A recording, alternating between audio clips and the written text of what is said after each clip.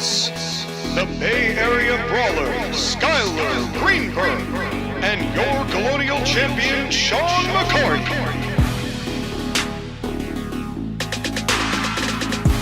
Welcome to the Court Martial Podcast.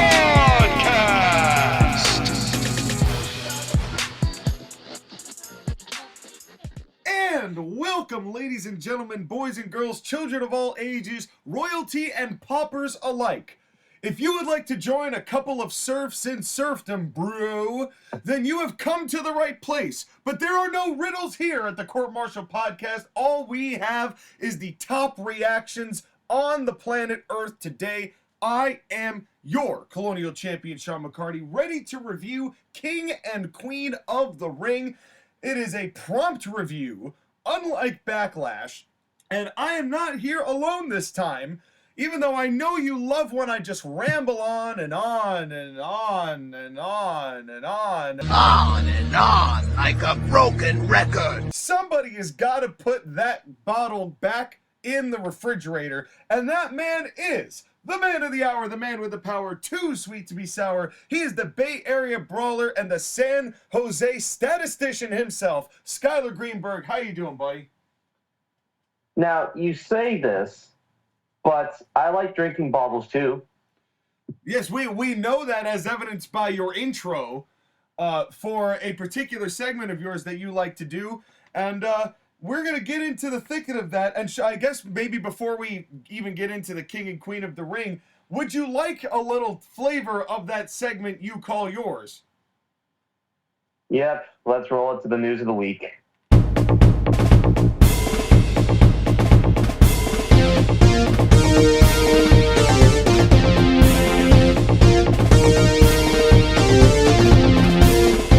Coming straight to you from the Golden Gate Garage, this is the Wrestle News with Skyler Green.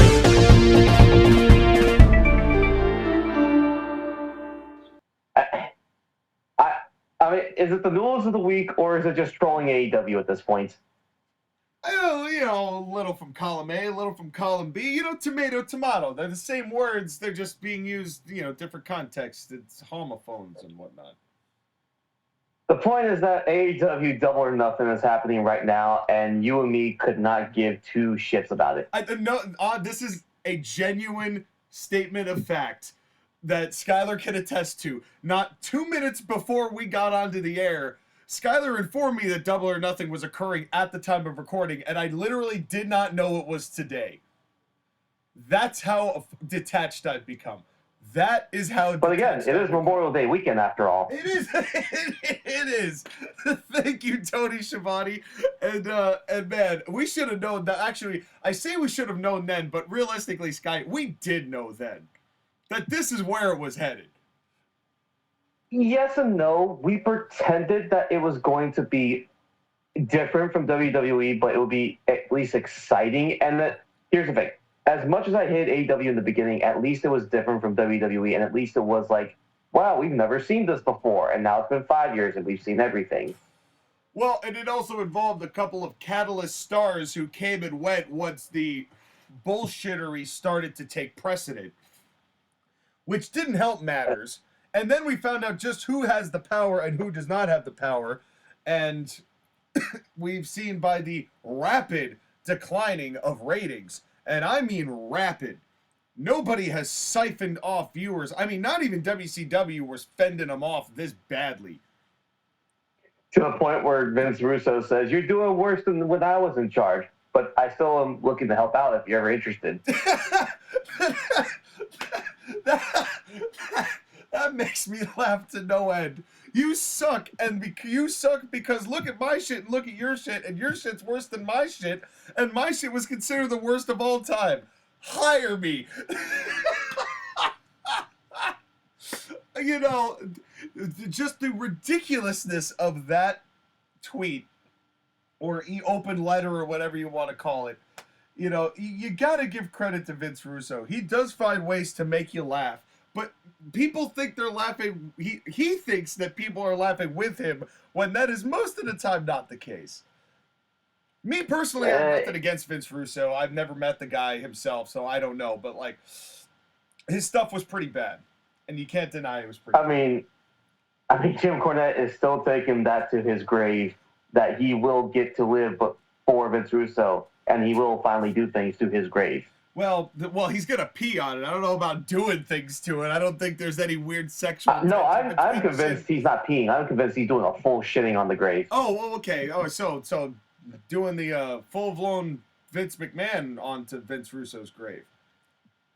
Too soon? Well, not in Vince's head, but you know. Well, you don't know. Headstone. I mean, boo. Editor, I think you know what clip I want you to put into that. But here's the thing, is that, like, the Vince Russo booking did make its way onto AEW television because we got the classic, I'm going to drop something from the ceiling bit. Yeah. And listen, I like strawberry jello as much as the next guy. But this was bad. Hey, but that wasn't the only thing we got.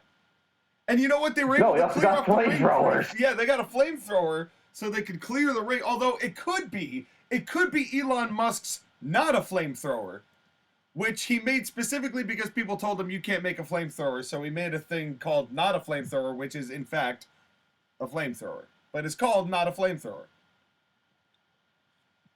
I'm convinced that anyone that's in AEW is ruined, will always be ruined, and will continue to be ruined. I know MJF is rumored to be back at Double or Nothing today.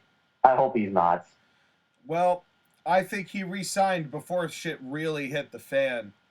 I don't know if he has much of a choice at this point if he doesn't want... I mean, it's a lose-lose situation for MJF, because if you get on Tony Khan's television where the incomplete faith of the fans is completely lost, and they just sit there doing nothing, and the ones that are left, I mean, MJF can't save this show from Tony Khan's garbage. He was hurt pretty drastically because of it. And now, it's, if you go on television, you run the risk of your entire gimmick and your entire desirability being destroyed at the hands of it, or you sit at home like everybody else, you get ghosted by the company, you don't do anything, and you wait for your contract to expire, but that could be years. And at that point, you know, you're either waiting for AEW to go out of business so you can void your contract and go right to WWE, or you're sitting at home for 3 or 4 years not wrestling, and your people have completely forgotten about you or your appeal because you've just been gone for so long. So this is really not a good spot for Maxwell Jacob Friedman to be in. Right, and either you have that, or you go to WWE, but by that point, the ship will have sailed on your ability, and in addition to having the ship sail on your ability, you'd have to change your name, your gimmick, your, what do you call it, your music, everything that makes you what you are, MJF. Well, and then you have to figure it all out. To be fair, I think MJF would still be able to keep his name. I don't think they trademarked MJF. I think he would still be able to do that. But, and I also think that he's good enough on the microphone and he's a good enough worker that he would probably get over pretty quickly in WWE, especially considering who's the world champion at the time, and they have a money-drawing feud with that if they play their cards right. And given that we can kind of trust the process with WWE now, kind of, that would actually, you know they would actually engage with that to some degree, or at least at some point. The problem is, you're right in the sense that if you wait too long, people will forget why you were special, and they'll look to your most recent work. And what does Max have for his most recent work? If it's a bunch of AEW nonsensical garbage, people are not going to feel or have the star power swell that they did when you first got there and made the name for yourself, when AEW still kind of was different and kind of had guys who could work, and which is why Punk and MJF is one of the top feuds that they ever had or ever will have. That, and in addition to that, we have to look at the situation of, well, Maxwell Jacob Friedman's last stuff, as you requested, was him wrestling with Samoa Joe and the whole Adam Cole and the Devil shit. Which they have done zero with, because everyone's been hurt. And even then, like, the Devil shit was some of the most cringy stuff I've seen in years. Yeah. Oh. I saw Strawberry Jam get dropped on the ceiling. Yeah. Darby Allin, the bus boy, Darby Allin gets hit by a bus and comes back with a flamethrower. But he has a license to operate that flamethrower, so that's safety first. Well, remember one of the vignettes, Sting had a flamethrower for no reason. He said it's showtime and just went. So they have established it as canon. But it's not a cannon, it's a flamethrower. Editor?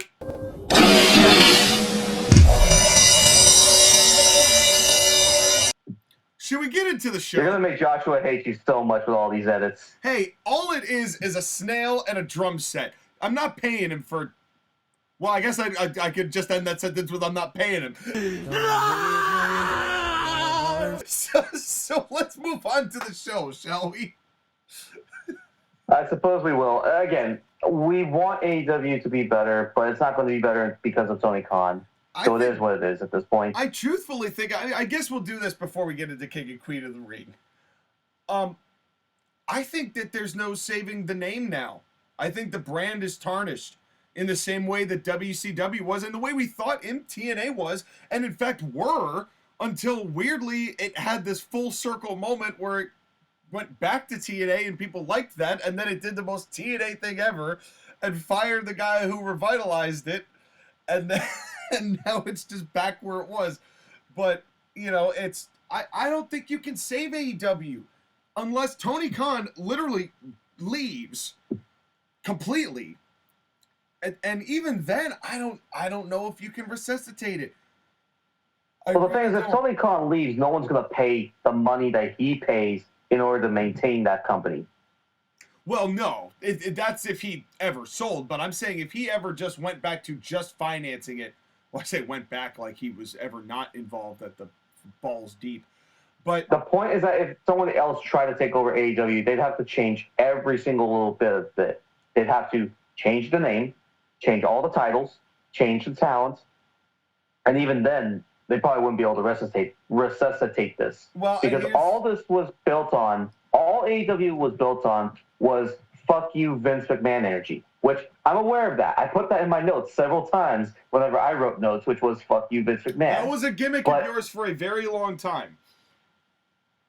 But again, it's no longer the gimmick because Triple H is in charge. And again, we'll go into the crown jewels, not the king and queen of the ring shit. Yeah, well, but even still. It's a different show. Yeah. It's like comparing AAA baseball to Major League Baseball. It's like comparing double minor league hockey to the NHL. It's like comparing the XFL or the Arena Football League to the NFL. Yeah. Well, the worst thing that, ultimately, in the ironic thing about all of it is the worst thing that happened to AEW was WWE getting its shit together. Because they rode on the backs of Vince McMahon dragging that show down one crappy idea at a time. And they rode the wave of that and got some momentum off CM Punk being there, who was the ultimate fuck you Vince guy. He was the poster child of that. That's why it gained this cult revolution following that it did, even though the show Revolution was almost always terrible. But that's why the following took place, and it got that big swell. And then Vince fucked up, and that changed the entire game. And AEW, once AEW actually had to start producing quality television, and WWE was actually doing it on a high production level, they did not stand a chance. They didn't stand a chance. And Triple H knew that, which is why they called them a pissant company to begin with, because Triple H always knew that if it ever came to it and he was the one in charge, it would not be difficult to expose how bad their program was. But having said that, oh boy, how bad their product is. But again, let's move on from this and go into the show that we actually are here to review. King and Queen of the Ring, Jeddah, Saudi Arabia. And it was a 5-match card, which was just enough. 6. I'm sorry. There was a whole pre-show before this, and well, let's get to general overviews first, And you know what? I forgot, Skyler. I completely forgot because we were so wrapped up in the enthralling news of just bashing AEW that we actually have a third member of our broadcast team here today in text form. Roll the intro. It's time for JoshAgeddon's Notes of the Week. It's time for his Notes of the Week. Oh, yeah! Greetings, everyone. It is I, proper PC grammar notes Joshua trademark, here to give my impressions of WWE's latest Saudi Arabian blood sacrifice live event, SABSLE for short, also known as SABSLE. King and Queef of the Ring. I very much enjoyed this show and will get into my more detailed thoughts momentarily. Also, for the more outlaw mud show inclined, see, he's getting in on it too. He wants to. Josh again looked at our AEW bashing and said, "Me too." AEW is having double or nothing as we speak. But nowadays, as more people watch the Yeet Dream Team, my tertiary YouTube channel that hasn't posted a video in years, than AEW, so we won't be talking about that, although I might review it on TAW Gaming, so shameless plug. And speaking of... I really hope he's not reviewing that show. Well, who knows? I mean, who knows? With Josh... For his own safety and health and stable mind. Well, JoshAgeddon has different standards than we do. I'm not saying they're higher. I'm not saying they're lower. I'm saying they're different. And it is so he has the right, and maybe there will be some good matches. I mean, Ospreay and Danielson was good. It was really good. It's a shame that you can't enjoy anything on that program because of the person who's booking it. And you don't want to give the satisfaction of giving credit to the wrestlers for having a good match because of the person who's booking it. Right, and again, we will mention AEW more than once on this show to explain why they're bad and why WWE is good. Yes, absolutely. Well, there was a pre-show, Skyler, and there's not even a tab on JoshAgeddon's notes for it, and I didn't get the chance to watch this show until today because of various work ventures that I had to take care of, but I heard that you watched the pre-show, so I'm going to leave this up to you, and as the old NWL phrase used to go, Skyler, the floor is yours. I'm not going to need it for that long because there wasn't much to talk about. It was the Women's Tag Team Championship match. Bianca Belair and Jade Cargill defending versus Indy Hartwell and Candice LeRae. Oh, pass. That's the thing, is that, like, this is not a match to talk about. It was an 8-minute match. It was whatever. Smash them over your heads match, right? That's kind of the idea I'm thinking they're trying to do with Bianca and Jade. Basically, here are the sum total of notes I have for this match. Are you ready? Let's hear it. Okay, at least they tagged the hands for the most parts during this match. Aw, there was a backslap tag. Okay, match over. Okay. Now, granted, did you do a Colonial time for the main show? I didn't do a counter, but I did notice who did and who didn't.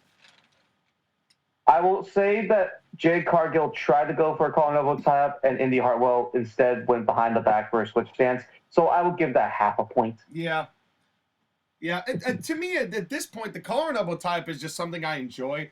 But I've also come to concede that there are other ways to start the matchup that make sense. It just has to make some level of sense. I like collar and elbow tie-ups, but not every matchup calls for a collar and elbow tie-up either. So it's like, we've had this discussion before, but, you know, it's been a while, and we've got some new listeners that peek in now and then. So it's worth noting that it really just has to be a logical start instead of just, it started. Right. Again, I don't think this was a bad tag team match. I like the fact that we're getting Jade Cargill experience. She's wrestled more in the, 6 or 7 months that she's been with WWE than the entire time she's been with AEW. Yeah. I mean, that's no surprise. I mean, the fact that Jade Cargill just in her debut six-man tag, looked more competent than she did in any of the matches she had in AEW. Just goes to show what a little bit of guidance can do when there's some level of competency in the system itself. And someone's going to say to me, but Skyler, she was 50-2 in AEW. That means more matches than WWE. Okay, let's be clear about something, okay? That's 2021 until 2023, 2024, late 2023, whatever. That's 3 years. Yep. And most of those matches were like 2 or 3 minute squash matches. And I guarantee you she wasn't working house shows or doing training behind the scenes then.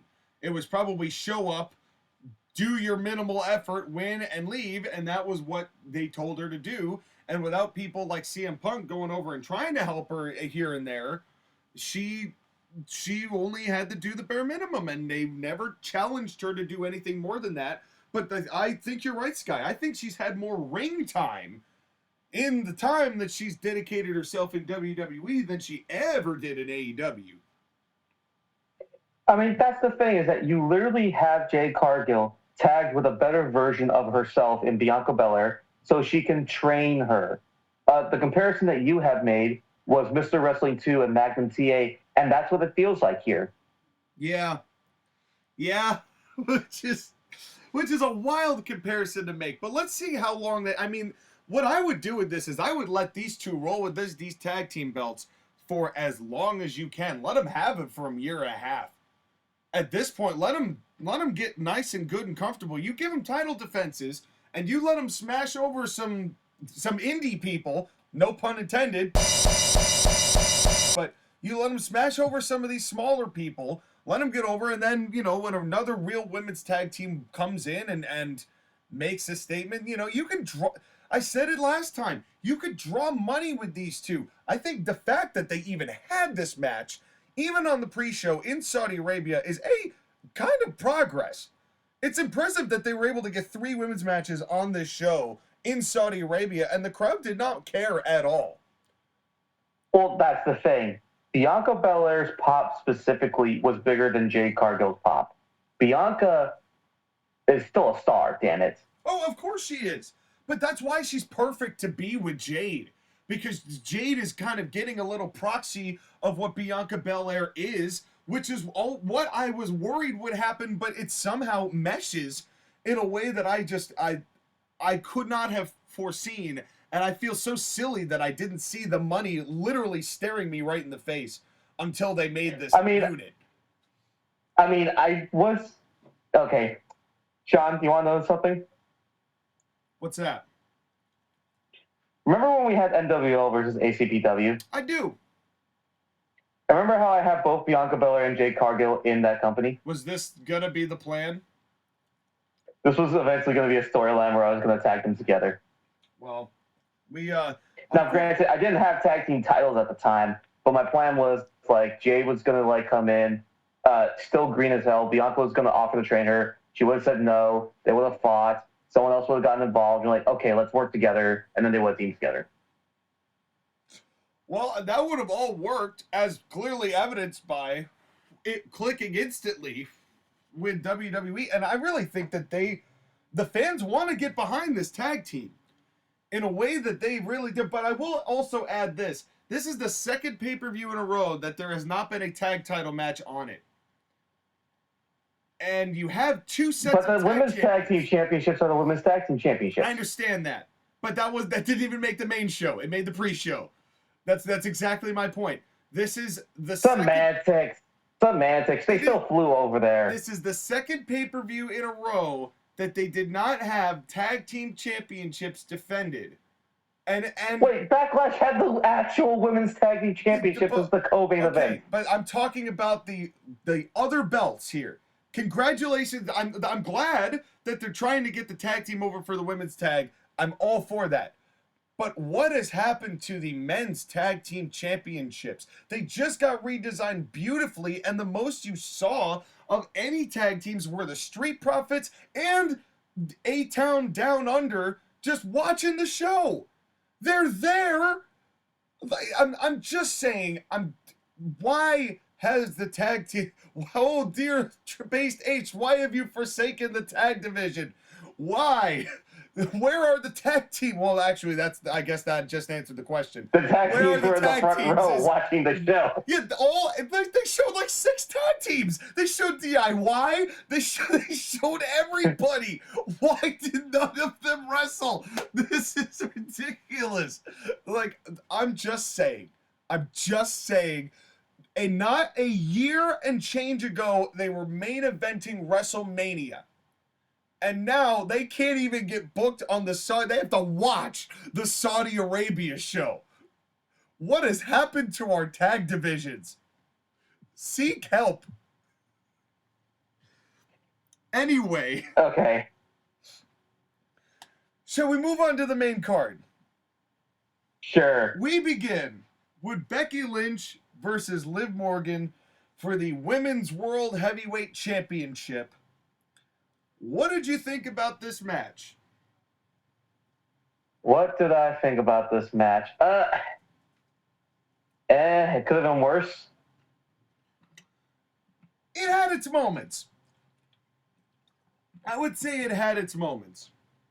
But I actually kind of thought that it's amazing to say because I know who was leading it, but I actually think that Liv Morgan looked a little bit better than Becky did here. Yeah, and that was weird for some reason. Yeah. There's a lot of... Go ahead. No, well, you were. I was just about to say you were mentioning that that Becky Lynch had a bunch of injuries, and she was trying to take time off, and WWE after Rhea's injury was like, no, Saudi Arabia, then you can leave. So I'm sure that she has been probably pretty exhausted, given her schedule, and even though they'd been in Jeddah for a couple of days. You were mentioning on the chat that she also had a few other things that she was trying to do, or that she just needed some time to heal up, and it kind of showed here.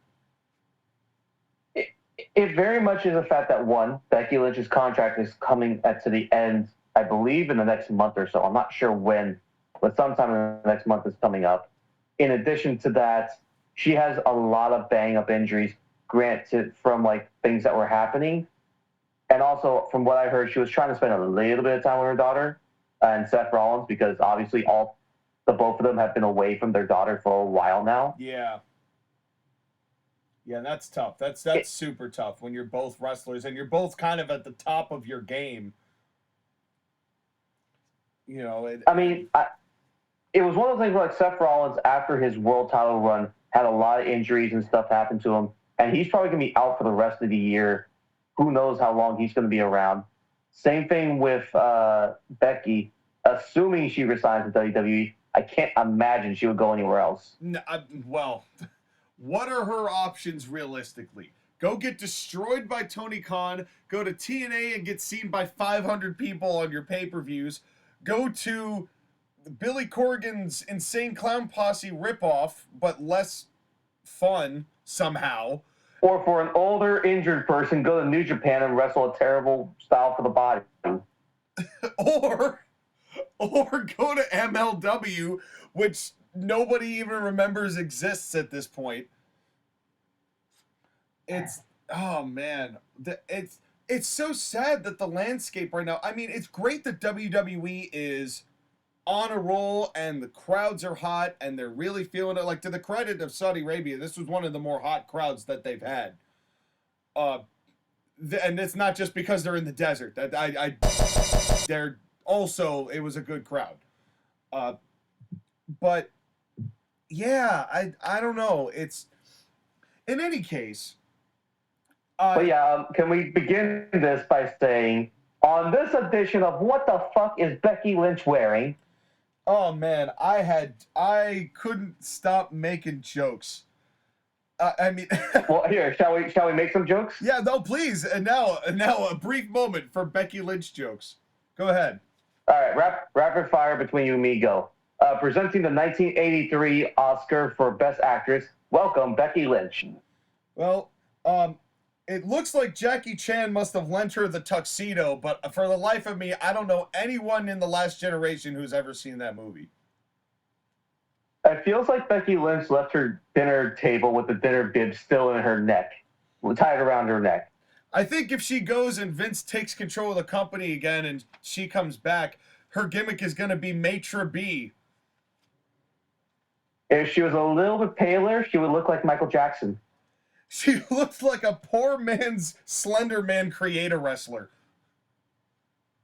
Becky Lynch looks like what would happen if you had a lesbian wedding and one of the lesbians decided to dress as a dude.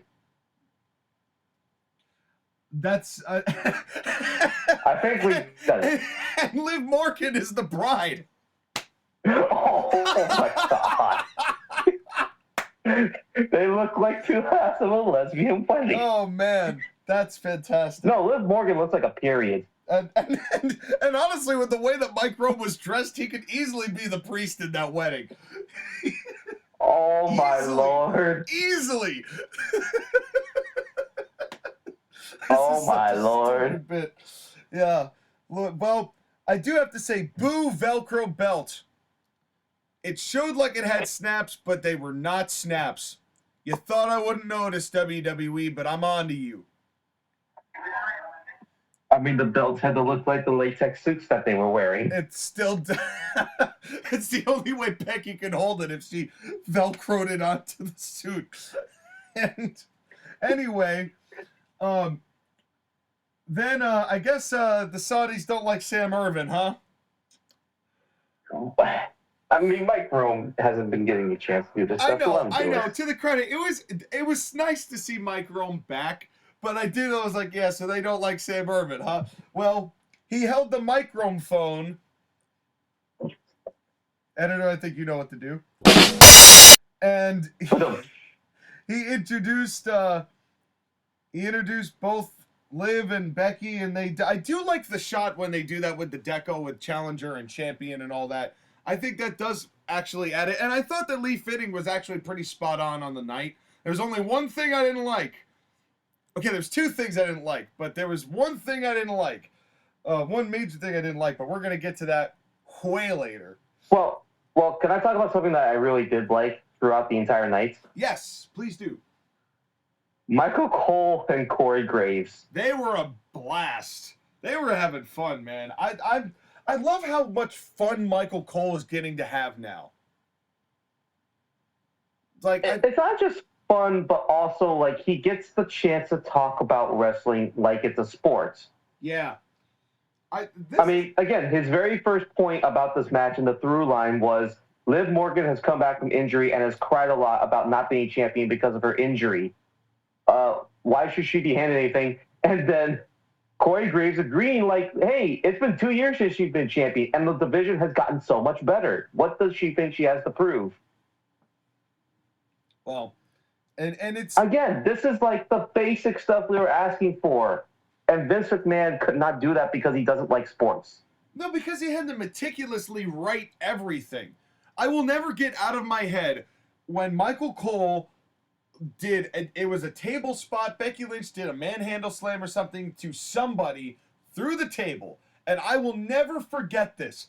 And Michael Cole took his notepad, looked down at his notes, looked back up as Becky Lynch is standing right on the table behind him. And you could see him as the camera got this shot, him as weenie as it up going, I'm still the man around here. And that was it.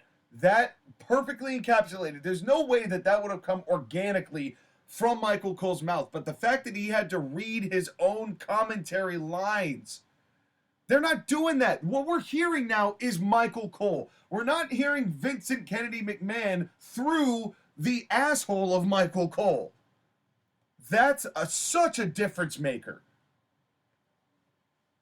And not only is it such a difference maker, it's also just refreshing to hear all this stuff. Well, again, we'll mention liners as we go throughout the night, but they were very good at setting up the premises for each and every matchup. Yes. But yeah, I don't know how I feel about Becky and Lynch's work in this match. I don't know if it was the injuries, I don't know if it was the heat or the latex suit, but something was off with her.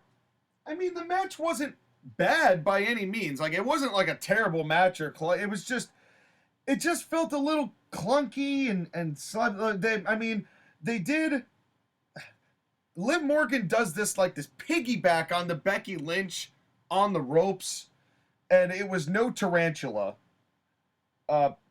Then Liv's whole thing of like, I know submissions too. Let me do some submissions. That key lock was kind of tough to look at. A lot of her stuff was tough to look at. Yeah, it was. She was trying to prove a point that she really shouldn't be making. And But this is the same woman that's beaten Ronda Rousey 4 times in a row, so she very much knows her submission You stuff. know what occurred to me the other day, as ridiculous as it is? That reminds me of WCW having Billy Kidman beat Hogan like 5 times. Because the size difference is nearly the same. The credentials difference is nearly the same. You know, but in any case, you know, even WWE, they're not perfect. You know, we've been doing a lot of praising WWE, but I think you and I can both agree they are far from perfect. Oh, absolutely, they are so far from perfect. They're not bad. They're definitely not bad anymore, but they're not perfect. But anyway, they do this. They do a really good spot in theory, but execution-wise, it didn't quite work.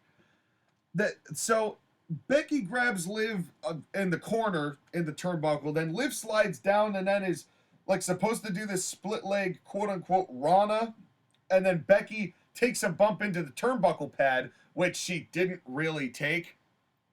Not very well. And then Liv traps her into a roll-through pin, into a roll-up, and then Becky pushes her off for the actual kick out of the 2, and then Liv hits her head into the turnbuckle. So it's supposed to be this like trade-for-trade shot, which they then ended with a double clothesline. So, you know, they made up for it, but it was a good idea in theory, but it didn't quite land the way I think they wanted it to land. I feel like that's what you could describe a lot of what Liv Morgan is that in theory, she's a good wrestler, but in actual execution, she's not very good. Yeah, I think sometimes she tries to do an execution, like a difficulty of 10, but she's landing it at she wants a difficulty of 10, and she ends up executing it at like a 5. But I think that was more on Becky not selling or I don't want to say not selling, but just doing a bad turnbuckle sell. That could be it. I also, ever since Joshua pointed it out to me at the Rumble, it's been more and more noticeable how small Becky Lynch really is. Yeah, because she didn't really look that much taller than Liv. Or that big. I mean, granted, the latex suit did not help, but I'm going to be honest. Yeah, she does look like Slender Man in that outfit. A little bit. Same proportions. Yeah. And, you know, to be fair to Becky, like, it's her personality and the way that she's able to work a match that more than makes up for her size. Like, not everybody can do that, as clearly evidenced by a similarly sized Liv Morgan, who I just don't think hits it. But at the same time, Becky went to do a babyface comeback, and the crowd didn't really care. And then they did a 1-2 that was very blah and ended awkwardly.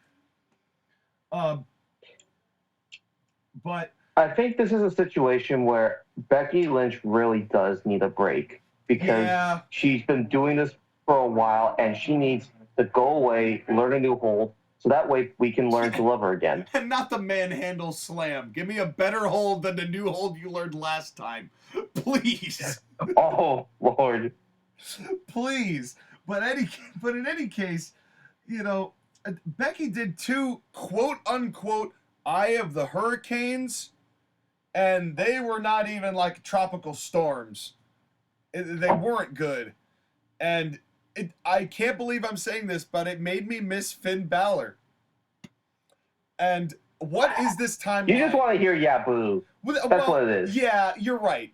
That does invoke. But I will say, though, I have always praised Finn Balor's Eye of the Hurricane because it looks like it hurts like hell. He really lands it. You know, even when the Hurricane did it, it was kind of gimmicky. But Finn Balor makes it actually look somewhat convincing, which I give him credit for. And in this, it's amazing that in 2024, that one of the guys I'm praising is Finn Balor. After all that I've said about, you know, blah and him being blah and all of that. But Well, again, it's like our complaints with everybody else in WWE. I like this person, but I wish they were booked and promoted better. Yeah. And honestly, they're trying with the Judgment Day. I just don't know where it's headed, but they're trying. Well, we can clearly see where it's heading when Dominic Mysterio shows up. Yeah. Which we're getting to that. We are getting to that. But the Liv did a running knee false finish, which I thought at that point it would have been nice for Liv to do a little bit of like a ref shove spot. So that it's the thing about Liv, especially because they're booking her as a heel, is she didn't really do anything heel-ish except for taking advantage of Dom being a dumbass. Like, that's not... I do wonder if this is a thing. I've yet to notice this with their female referees. They've yet to do bumps with them or spots with them. Yep, I said that at the Backlash review. I'm like, I'm waiting for the person to do it. But let's say theoretically you don't want a guy to bump a female ref. Okay, then how about this? Why don't we do the old Earl Hebner spot right here? Where she does this finish, 1-2 kick out, she gets up, she gets mad, she's like, that was 3, stop being a late out. She pushes this female referee, and this female referee pushes Liv back and goes, I'm the referee, don't you mess with me, I'm the one who makes the call. That's what gets Becky to do maybe a manhandle slam or something that Liv can kick out of, and then you keep going with whatever you're going with, but, just something to give her more to sell this revenge tour that she's got no scruples anymore and that she's got this aggressive side and it's not even just against the wrestlers, it's against everybody. Give some evidence to that by throwing some schmaltz into this match. It's what I thought it The only lacked. thing I would argue is that given what was happening in the main event, it was kind of good that they saved the ref spots for later. Well, yes, because they were doing the ref bump then, and I'm not saying that this referee needed to take a bump, but having a referee to push back and assert her authority the way that we liked Aubrey Ed doing with Chris Jericho in the beginning before she turned out to just be a dramatic thespian, and that was, it's kind of sad to think about now, but it'd be nice also to see some referees get some balls back, because they're adhering to referee rules, but we haven't really grown any referee testicles yet. I'm waiting for that to happen, and hopefully we'll get that to happen more frequently. Well, again, it is one of those things where, like, I am waiting for the female referees to start doing bumps, because now that we have female referees, we can have female referee bumps in female wrestling matches. Yeah. So it's going to be interesting to see when they do it. I'm sure that Triple H knows that he's got it in his back pocket, but he wants to use it for the right situation, because that it's going to make a pop. The crowd's going to go, ooh, when it happens. It hasn't happened yet, but the crowd's thinking it. But it's amazing how Dom, I did like Liv's Rings of Saturn, but that switch from that to the disarmor was slow and awkward.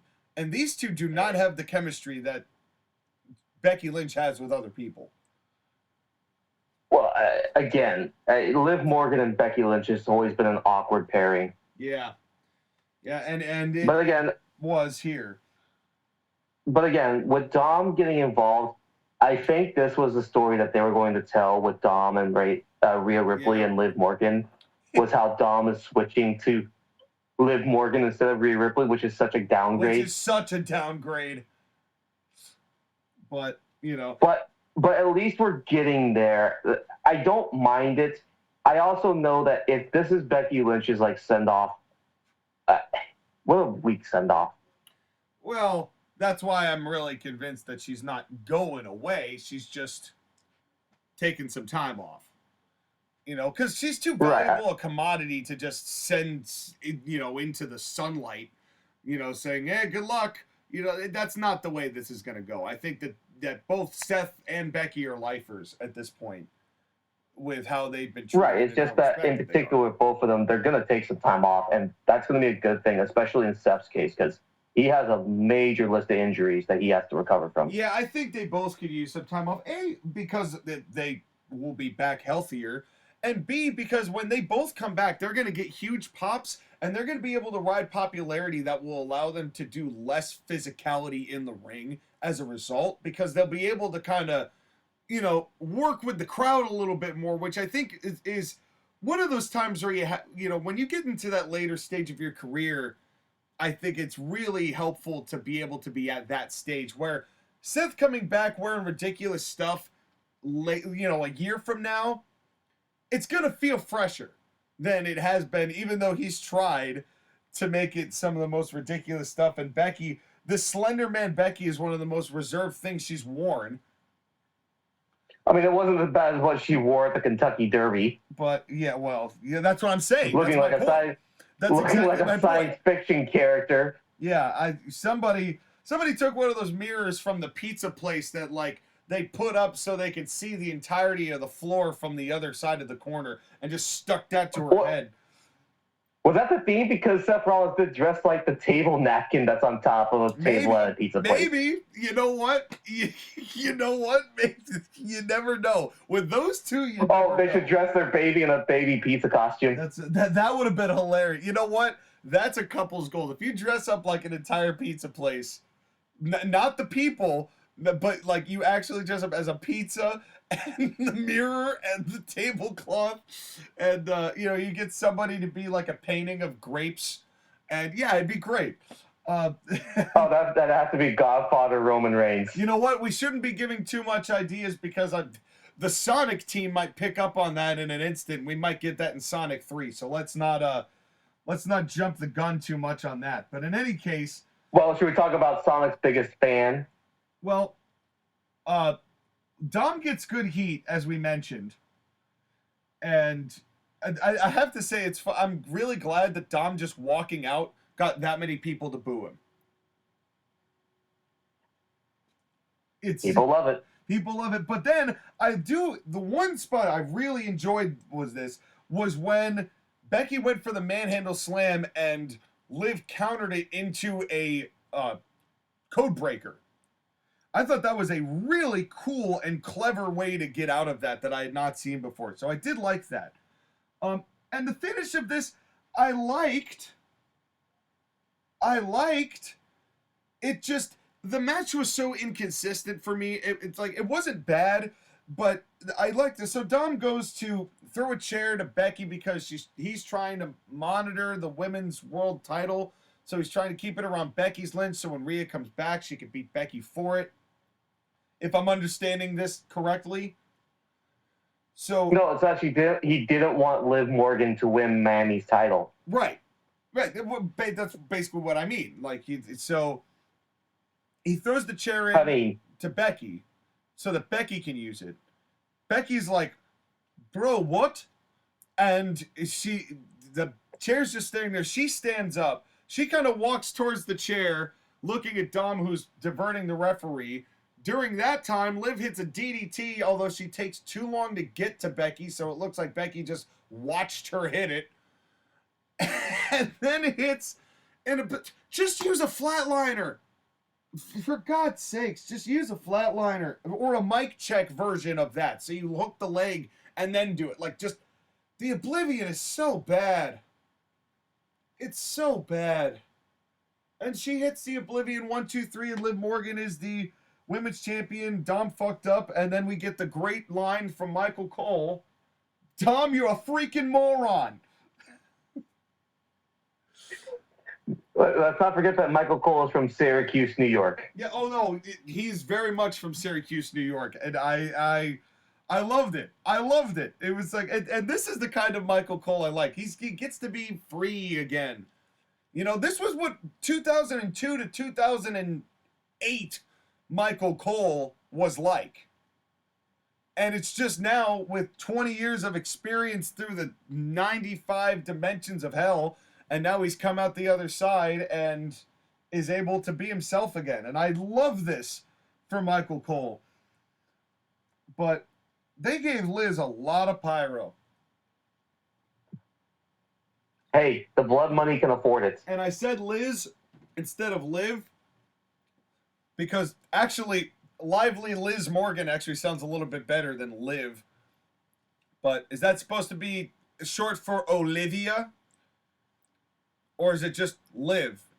These are the kind of questions. No, that's a genuine question. That's a genuine question. What is Liv short for? Or is she just Liv? I'm just curious. I'm just curious. She's just Liv. What does the birth certificate say? I gotta know. Show us your birth certificate, Liv. If you're the women's champion now, it's like release the tax documents. Show us your birth certificate. These are the same questions. Would you like to hear what JoshAgeddon had to say?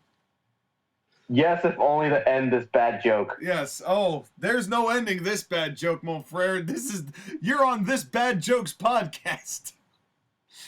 Here comes JoshAgeddon. I have very mixed feelings about this entire situation. On one hand, I have to say what he said. Match 1, Becky Lynch versus some random blonde hooer for the WWE Women's World Championship. On one hand, this random blonde Twitch thought sucks ass and should not be on television, much less holding a championship. On the other hand, at least the story she luckily fell into makes sense and is intriguing. Unfortunately, she's in it, which effectively drains my interest in it. But at least the female wrestler embodiment of OnlyFans didn't beat Rhea Ripley for the title. Wouldn't that be Mandy Rose? Again, this is just a genuine question. I'm just asking questions. And Becky doesn't need it and is likely going away for some time. So I can't be too mad at how this played out. And as much as I hate this tiny blonde cum dumpster, his words, I can't sit here and say this match was awful. It was fine. Clearly, Becky was leading this sorry excuse of a person around the ring and holding shit together. Barely. Also, the answer, and I say that more just as a Becky indictment than a Liv indictment. Also, to answer Skyler's question as to what the fuck she was wearing, it was attire inspired by Thomas Shelby from Peaky Blinders. Good show, by the way. Talentless blonde midget still looks awkward and unbelievable in the ring, but again, Becky tried her best, and again, it was not as bad as it could have been. Dom accidentally screwing Becky adds more intrigue, I guess, but again, this whole thing is killed for me personally, but again, because seeing this failed abortion, but again, hold a championship, but again, makes me want to vomit, but again. Sorry. Seeing her wrestle is bad enough, but her holding any championship just feels like a sin, and it makes me feel gross. Well, considering where they're heading with it, and who is... that it all feels very much like a placeholder. And the fact that Rhea did not have to lose to Liv Morgan in Saudi Arabia. It could have been worse. Shall we move on? It could have been worse, but, like, whatever. Well, it's still heading a direction. Here's the thing. I think... At the very least, Rhea Ripley didn't lose her title to Liv Morgan. Yeah. Yeah. I mean, it's... And truthfully, you knew that they were going to put the belt on Liv.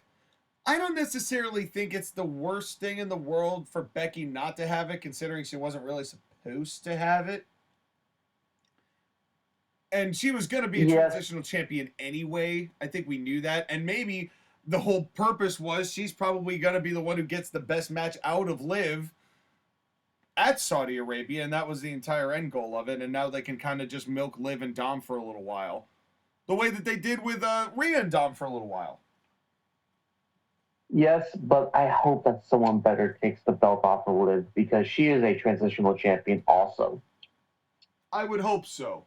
But who right now do you put it on? Who else right now is at the level that you can put it on feasibly, considering that Bayley has got Nia Jax, I believe, because she's on SmackDown. Well, that's the SmackDown brand. We have to talk about the Raw brand. Right.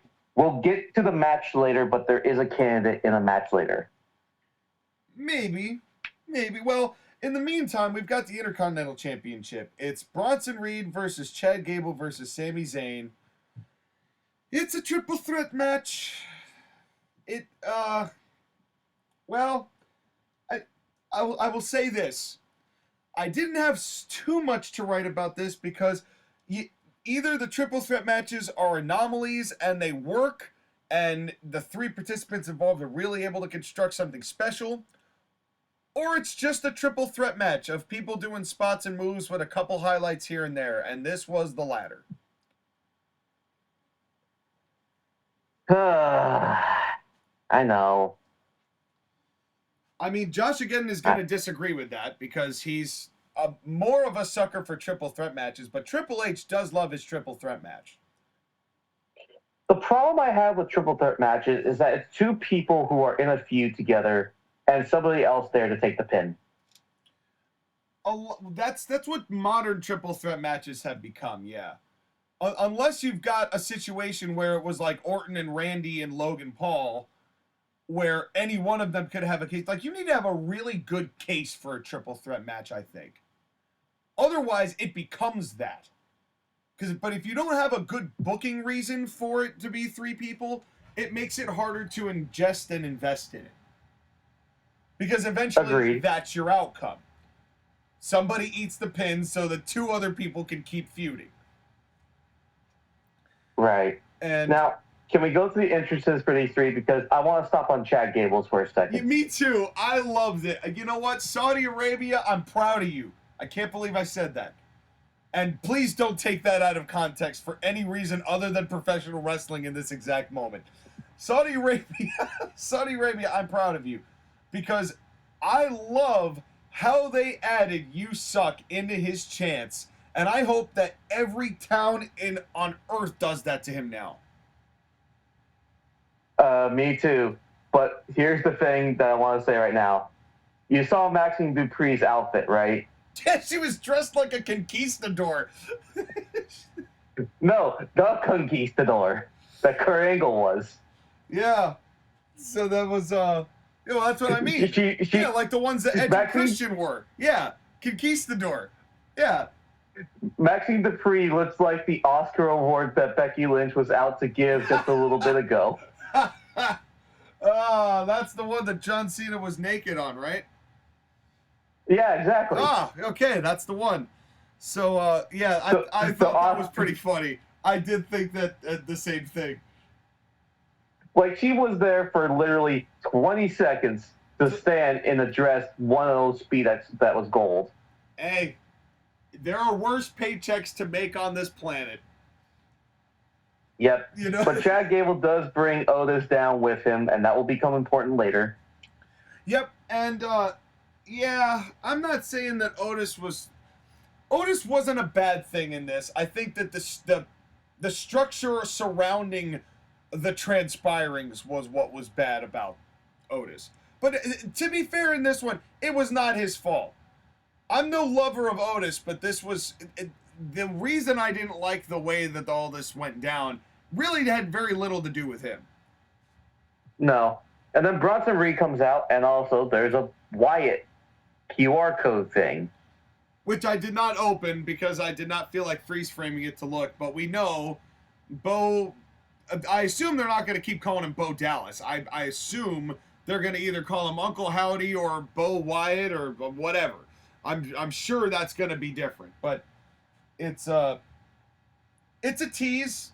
I'm guessing SummerSlam is where we're going to finally get some answers in that regard. Yeah. Probably on night 1, hopefully not on night 2. I mean, actually, this year's SummerSlam is only one night. Oh, what is it, next year that's 2 nights? Yeah, next year they announced that Minneapolis is going to be 2 nights. Minneapolis is 2 nights, okay. Well, then on just SummerSlam itself. But in any case... But then here comes the man with arguably the biggest pop of the night. Well, not Bronson Reed. My God, Sami Zayn was over.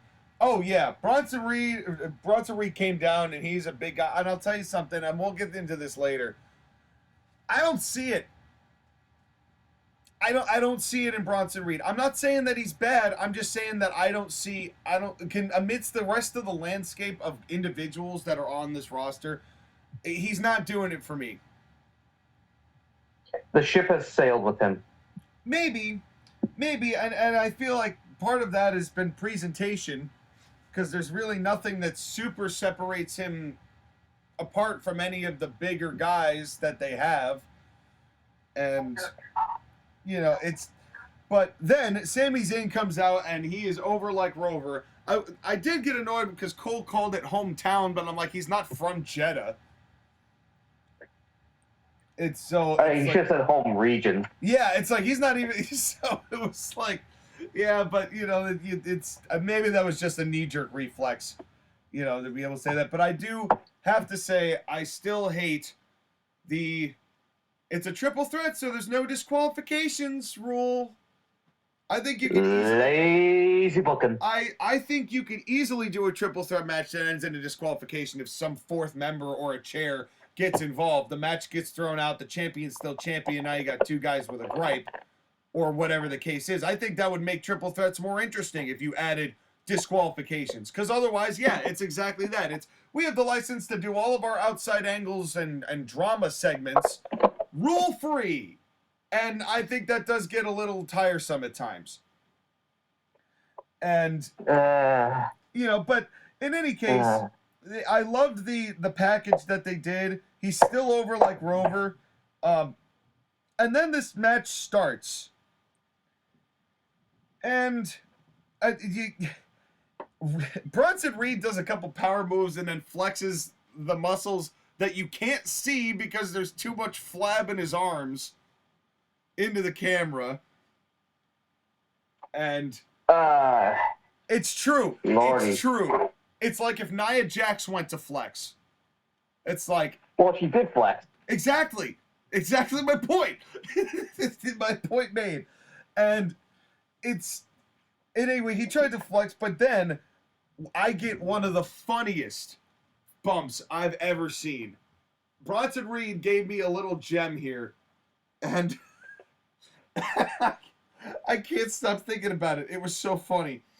So, Chad Gable, Sami Zayn's either thrown out of the ring or he's on the corner. I forget where Sami Zayn is. He's indisposed. Chad Gable gets up to the top turnbuckle. Takes a long time to get up there to prepare this thing as Bronson Reed is kind of staggering over to him. And Chad Gable hits a drop kick. And he hits the dropkick. Bronson Reed staggers back like 3 feet and then takes a Ric Flair face first bump. He gets hit with a dropkick in the chest and flops face first. Oh man, it was, folks, go back and watch it. Go back and watch it. It's a funny spot. Because it's just, he steps back 3 times and it almost looks like, you know, he could have gone down to a knee or he could have just kind of fallen into the ropes. But no, he literally goes face first. He flops down. It was, oh man. Oh man, that was good. Oh man. So yes. You good there? You good there? You want me to, you know, get some milk for you, warm it up in the microwave, pat your belly? I think Chad Gable's going to be needing that milk pretty soon. Given his because angle, he's the modern day Kurt Angle, right? Given the trajectory of where they're setting him up for, and but oh man, that was pretty funny. I will have to say, but it was a triple threat match. I did like Sami Zayn's sunset bomb, and I'll give Bronson Reed credit also. He made both Chad Gable and Sami Zayn look like strong powerhouses who were valuable in that respect, and you would be surprised how they do. He did a good job of making sure that they looked powerful. Well, that's because these guys are powerful. They're both deceptively a lot stronger than what they are just because Sami Zayn in particular is the master of looking like shit but being really strong. Yeah, he's really good at that. We saw that with when he did his turnbuckle brainbuster on Gunther at Mania. Oh yes, absolutely. But good sunset. This was a fun match in the sense that like the crowd was helping out, making it fun too. It was really fun to watch this, like these guys go at it with each other, even though again it's triple threat, so in and out, in and out. Yeah, I was sad though that the Tower of Doom spot, it didn't really get a pop, which was the Superplex plus Bronson Reed powerbomb, and I think that That setup is just so tired because of the ubiquity of triple threat matches. That, and we've seen the Tower of Doom so many times in multi-people matches. That's what I mean. It's like it's just lost its sting. I mean, the Blue Thunder Bomb tease, and then the actual Blue Thunder Bomb that Sami Zayn was able to do with Bronson Reed was impressive. That was good. Loved that. And that would have been even better if Sami Zayn just fought Bronson Reed. Yes, but here's the thing. The Blue Thunder Bomb is the original move that does not win matches. Yeah, that move don't beat nobody. Because Sami never wins with it. It's his most impressive move, but he never wins with it. Well, could you imagine if that was the finish? If they had a one-on-one match and then he finally got him up for a Blue Thunder Bomb and then he beat somebody with something he doesn't usually use that requires an incredible amount of strength to do so. That would have been great. Yeah. I mean, it would have left Gable out of this equation, but, you know, considering that they're still trying to keep Gable and Sami going, maybe it wouldn't have been the worst thing in the world. And I don't know. I just feel like this match was a series of spots and planned moves with That's what it three is. people just trying to disguise it as not being such. They each had turns diving onto each other outside the ring. I'll do a dive. Then I'll do a dive. even And then Bronson I'll Reed do a did it. dive. Huh? even Bronson Reed did it. Yep. Thankfully, he only did the middle rope and not the top rope and flopped like AJ flopped did. Yeah. Yeah, that's... Sorry, AJ Francis. Oh, no, you were right the first time. But Or then, Top Dollar for people who are not in the know. yes. Then Gable does a double German, and that's where I said Bronson Reed is really making both of them look good. Then we get into this finish, which... Hold on. That move where like he's doing the German suplexes and then Chad Gable is able to suplex both Bronson Reed and Sami Zayn. Yeah. That was more impressive than the triple powerbomb thing from the top rope, Oh, whatever. yeah. 100%. And that really is the demonstration of what Gable is capable of. And I'm so glad. I love this presentation of Chad Gable. This is all people wanted out of this dude. This is literally it. It was so easy. It was a layup. Shorty G could have made that layup because he's a basketball player. I'm just so happy for Chad. I'm so happy that they're finally using him for something. Right. It's just, I wish that it wasn't Otis that was being used with him. I don't know. Maybe they're going to figure something out with him. I didn't hate this. So they bring him out and he says, you know, now's the time. And he gives a honker of a clothesline to Bronson Reed. But that's part of my problem with this finish. Bronson Reed was incapacitated from that clothesline for an absurd amount of time while the rest of this goo-gaw was playing out. You think he should have been hit with a bigger move? Well, it just took 3 minutes of them doing this, or however long this transpired, but it was a long time. And Bronson Reed took a lot of bigger moves and a lot of other punishment. You're telling me one clothesline from Otis knocked this equally big dude on his ass for 2.5 minutes? Right. It would have been different if it was like Braun Strowman, because when Braun Strowman winds up, it's pretty fast and it's pretty devastating. Yeah, and I'm not saying, I mean, the clothesline was good. Otis laid that motherfucker in. I'm not saying that he didn't. But Bronson Reed is bigger than Otis. But yeah, it was the time. It's just the structure of this. It's not anyone's fault. It's just the structure of what happens when you're doing this triple threat match this way. When you have that extra appendage that you have to keep in your pants at all times or figure out what to do with. You know, that's what makes triple threat matches modern day so clunky.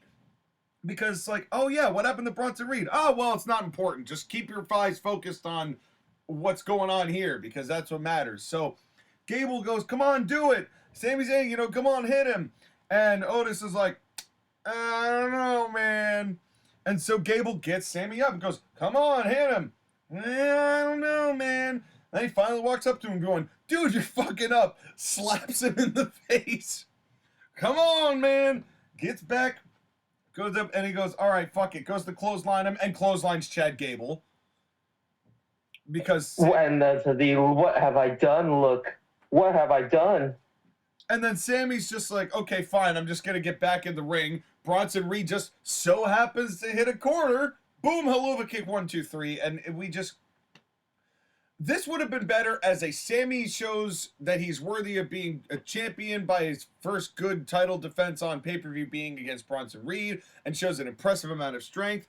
Or we do this thing with Gable and Otis and we find some other way to end it where he can have some level of out that would allow Sammy to win this match so that Gable doesn't get hurt. But mashing this together just because you need somebody to be the fall guy just didn't do it for me. And I always end up leaving these triple threat matches going, well, this singles match could have worked, and this singles match could have worked, but instead we got this weird amalgamation that kind of worked, but kind of didn't. And we had discussed, like, what would have happened if you had, I don't know, a DQ. What would have happened if you had, I don't know, a non-finish, like a count-out or a double count-out or whatever. Like, we were trying to figure out ways so that Sami Zayn and Chad Gable could have a match without having a third person involved because they just did this with Bayley, Naomi, and Tiffany Stratton in France. Exactly. And it's been, in my opinion... That's one of the flaws of Triple H's booking. If you get booked in a Triple H match, in a Triple H triple threat, he's basically saying, shit, I don't really know what to do at the moment, so just y'all work it out for the moment and while I figure this out. It's like he hits the pause button on his booking.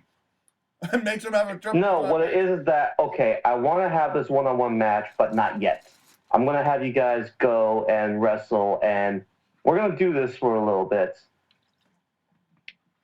It's just one of those things like they're trying to prolong feuds when they really don't need to.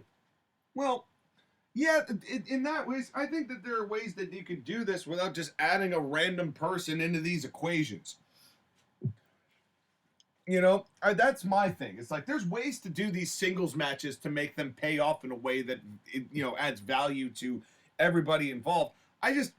Sometimes it works with triple threats, but to me, statistically, I would say it's more often than not that they end up being this, which is okay, I guess.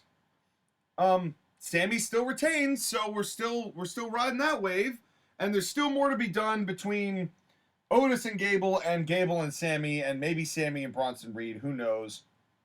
Would you like to hear what I think Bronson Reed is out of the picture, and it's going to go back to Sammy and Chad, and I'm hopeful for that. I mean, what's the next hometown that Sami Zayn has to go to? I know, how many does he have?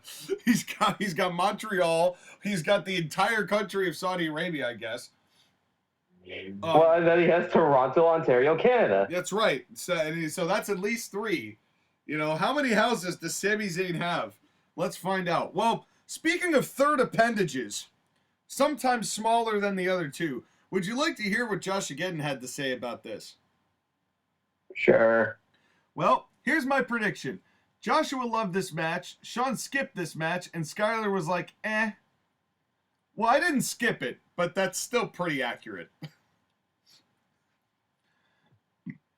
I loved this match. Triple threats, in my opinion, are usually fun, so I was already excited for this.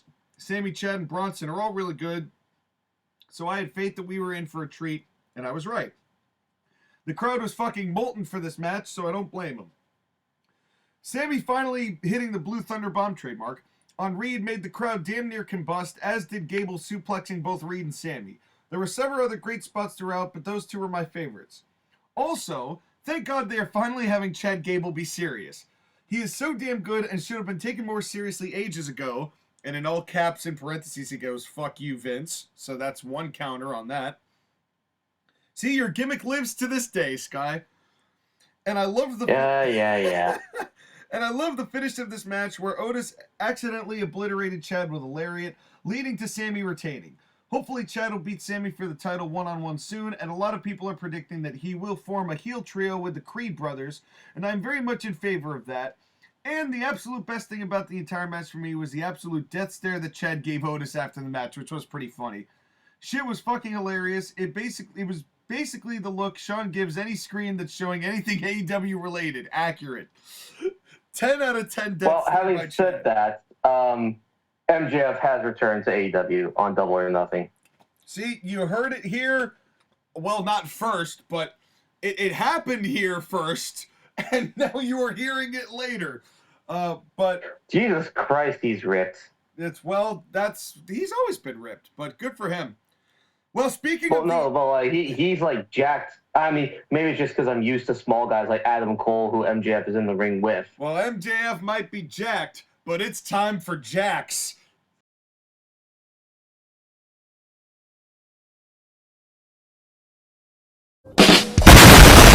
It's Nia Jax versus Lyra Valkyria for the Queen of the Ring finals.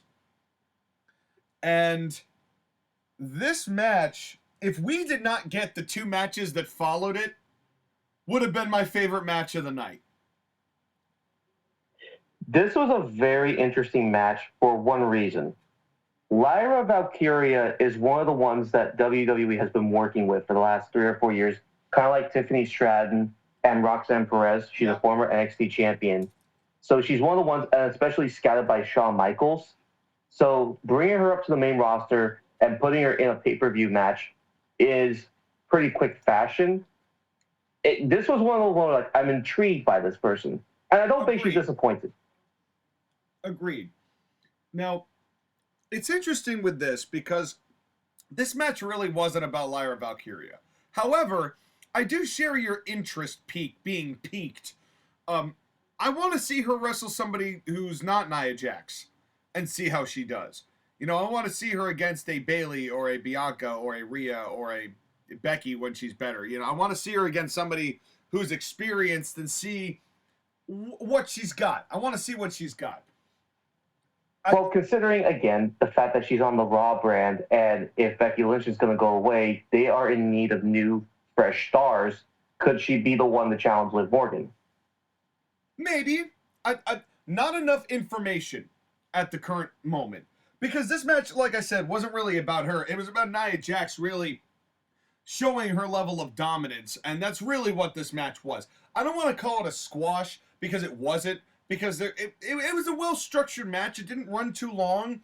But Nia never really felt in major jeopardy throughout it. And that was exactly the goal of this. And I really like this. I did laugh, though. I mentioned this in the chat. Nia Jax is the only woman whose outfit changed zero in the face of Saudi Arabia. That's pretty much what she wears at all times. So, you know, no problems there. You know, you can keep the seamstresses at home. And, well, I mean, the seamstresses were busy with Lyra Valkyria's outfit. Yeah, so, and this was another moment that made me laugh.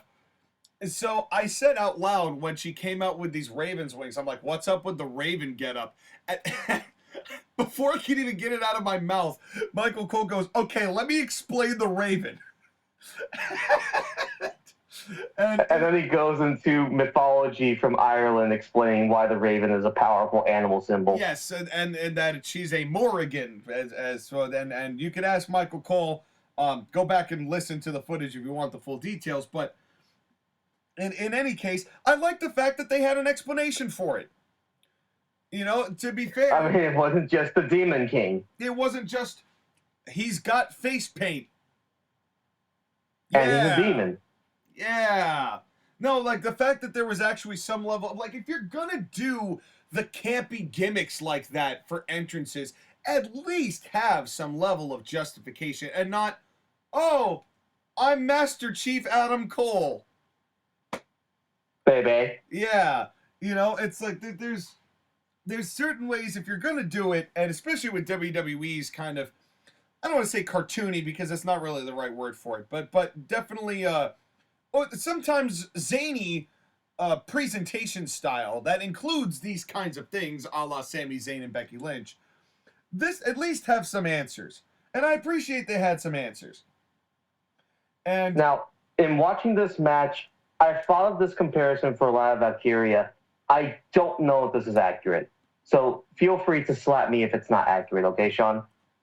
I will. Did it not kind of feel like Rey Mysterio whenever he wrestled against the Giants? I get what you're saying, because she definitely was able to invoke and really register that Nia Jax's moves were not only effective but also very painful. I think she was good at selling what Nia brought to the table. I think that you and Lana Valkyria in a lot of ways moves kind of like Rey Mysterio. Not exactly the same. Let's be clear about that. without as much of the lucha influence, but I get what you're saying. And I think that if she's able to kind of tap into that more, then maybe they've got something with her in that respect. I'm not saying the lucha part. I'm just saying tap into that invocation of sympathy based on your, selling. But, Rey is really an anomaly in that respect. But the potential's there.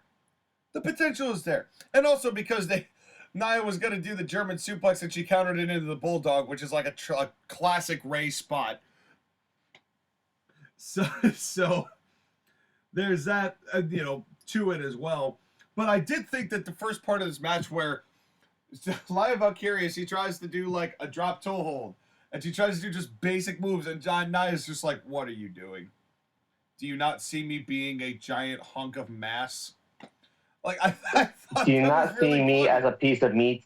I thought that was really funny. But, it works for Nia to be able to do that. I think she understands more the kind of match that she needs to work. And I really give her credit. She has improved a lot since returning, as far as the wrestling psychology of her matches goes.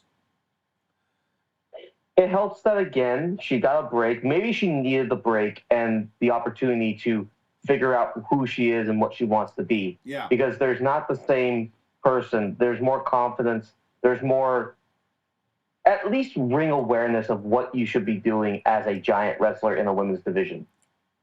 Yeah, and really, she does separate herself now from the pack in that respect. And it just makes me sad because it's kind of like Roman Reigns. It's like what she needed was just a little bit of oomph to her, just to be able to better understand. Because if she wasn't given Be a Star speeches, they could have had this with Nia way earlier.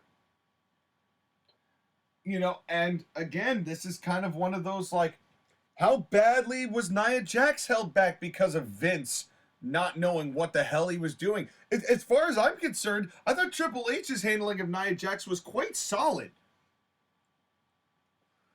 Well, he never really got a chance to handle her except for a very small amount of time in NXT before she got rushed up because she big Samoan. Yeah. And it was, she was the relative of the important guy before that actually became a story. A real canon story. But I thought that she really made a lot of improvements here, which is great. I liked Nia Jax with a Cobra Clutch. That was different. I don't think I've ever seen her use that. And she's learned a couple of new holds. I appreciate that. She's doing more things, but a Cobra Clutch that works for her. It's researching from the Big Show. I think that's great. It's showing that she's, like you said, Sky, it's showing that she's getting what she's supposed to be in the ring. And that is something that it really helps the presentation. And the fact that Nia has only felt in jeopardy like a few times and really not that much, like the time when Nia cost herself because she was going to do the bonsai drop off the top and we almost got a My Whole sequel. And yeah, and then she just said, wow, that really hurts. I'm like, oh. What's really funny is I think that she knew that was going to get that reaction because the cameraman went right up to her like, you gonna say it? You gonna say it? And she I think that was an intentional tease, kind of like when Randy Orton went up to the top of the barricade at Backlash and then just stepped down. I think that was an intentional tease there, but they just didn't want to give. You know what? I bet, if anything, that was a rib that Triple H was trying to pick because, like, come on, say it. But she saw the camera, I'm like, I'm gonna say something else. Maybe it could be, totally could be, but the finish of this match. Oh boy, I really liked this. So, well, why don't you describe it? So Nia's up at the top, and we'd already seen kind of a sunset bomb, but Lia Valkyria gets up and she sunsets Nia, and she's pulling, and she's pulling, and she's pulling, and she's trying to pull, and then she goes to pull one last time, and Nia kind of pulls her up and just bonsai drops her down and just crushes this poor lady. But she didn't hurt her, but it looked like she did, man.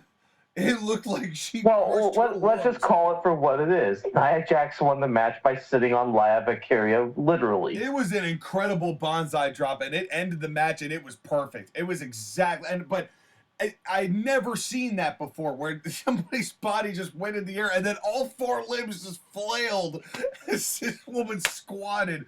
Oh man, it was good. It was a good finish. I loved it. I loved the finish. I loved how long it was. It didn't overstay its welcome. It got the point across. You know, I also have to credit Triple H. Hey, the King and Queen of the Ring get title matches at SummerSlam.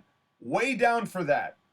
Nice to see King and Queen of the Ring mean more than you get to wear a crown for the next 6 weeks and act like anyone cares. Okay, two things. First, I wish they would have announced it at the beginning of the tournament rather than towards the end of it. Agreed. Second thing, do you want to know what tournament that Tony Khan and AEW is doing? Is it a world title eliminator tournament? The Owen. Oh, God. With the announcement today that the winner of the male and female Owen get a world title shot at London's Wembley All In. Wow. I wonder where they got that idea from. Who'd have thought? It's unsurprising. But here's the thing.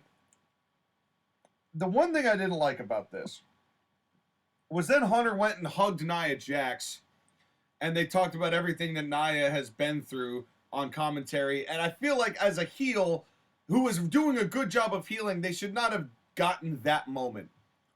You know, I would have rather Nia just pushed Triple H away, just taken the crown, and then done the promo that she was going to do. Well, it wasn't just the hug that was the problem for me. It was Nia Jax getting down on one knee so Triple H could put the crown on her head. Yeah, unnecessary. That was what killed it for me. Yeah, and again, this is, I think, Triple H just I think he's kind of feeling the need to kind of overcompensate the babyface authority figure role. You know what I mean? Like, we get it. You're not Vince. We get it. Now get back there. You know, but here's the thing. I mean, in the face of everything that's continuing to happen with the Vince McMahon and Janelle Grant stuff, fine. I know, but to me... But hey, at least we got the Triple H point. Well, that's a silver lining, I guess. But no, we actually get Nia Jax getting the opportunity to cut a promo and telling this little girl, you don't matter. Which I thought was great. She's like, yeah, your opinion is duly noted. But I will say, another format change.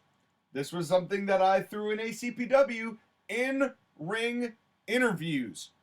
When was the last time we saw that? When was the last time we saw After matches? Yeah, but they would always be like in the corner there, and they'd be on the ramp, and they'd hardly do it. But the thing was that bothered me about this is like Triple H did this, and they talked about how much she's gone through. And as I said in the chat, the only time that Michael Cole should be talking about how much Nia has gone through is if he's talking about when she was at Arby's. And Wait, did Michael Cole actually say that? No, I said that. Oh, okay. But Michael Cole said, think about what this woman has been through and blah, blah, blah. It's like, no, I don't want to hear that from the heel who just squashed the baby face. And literally, it wasn't a squash match, but it was a squash.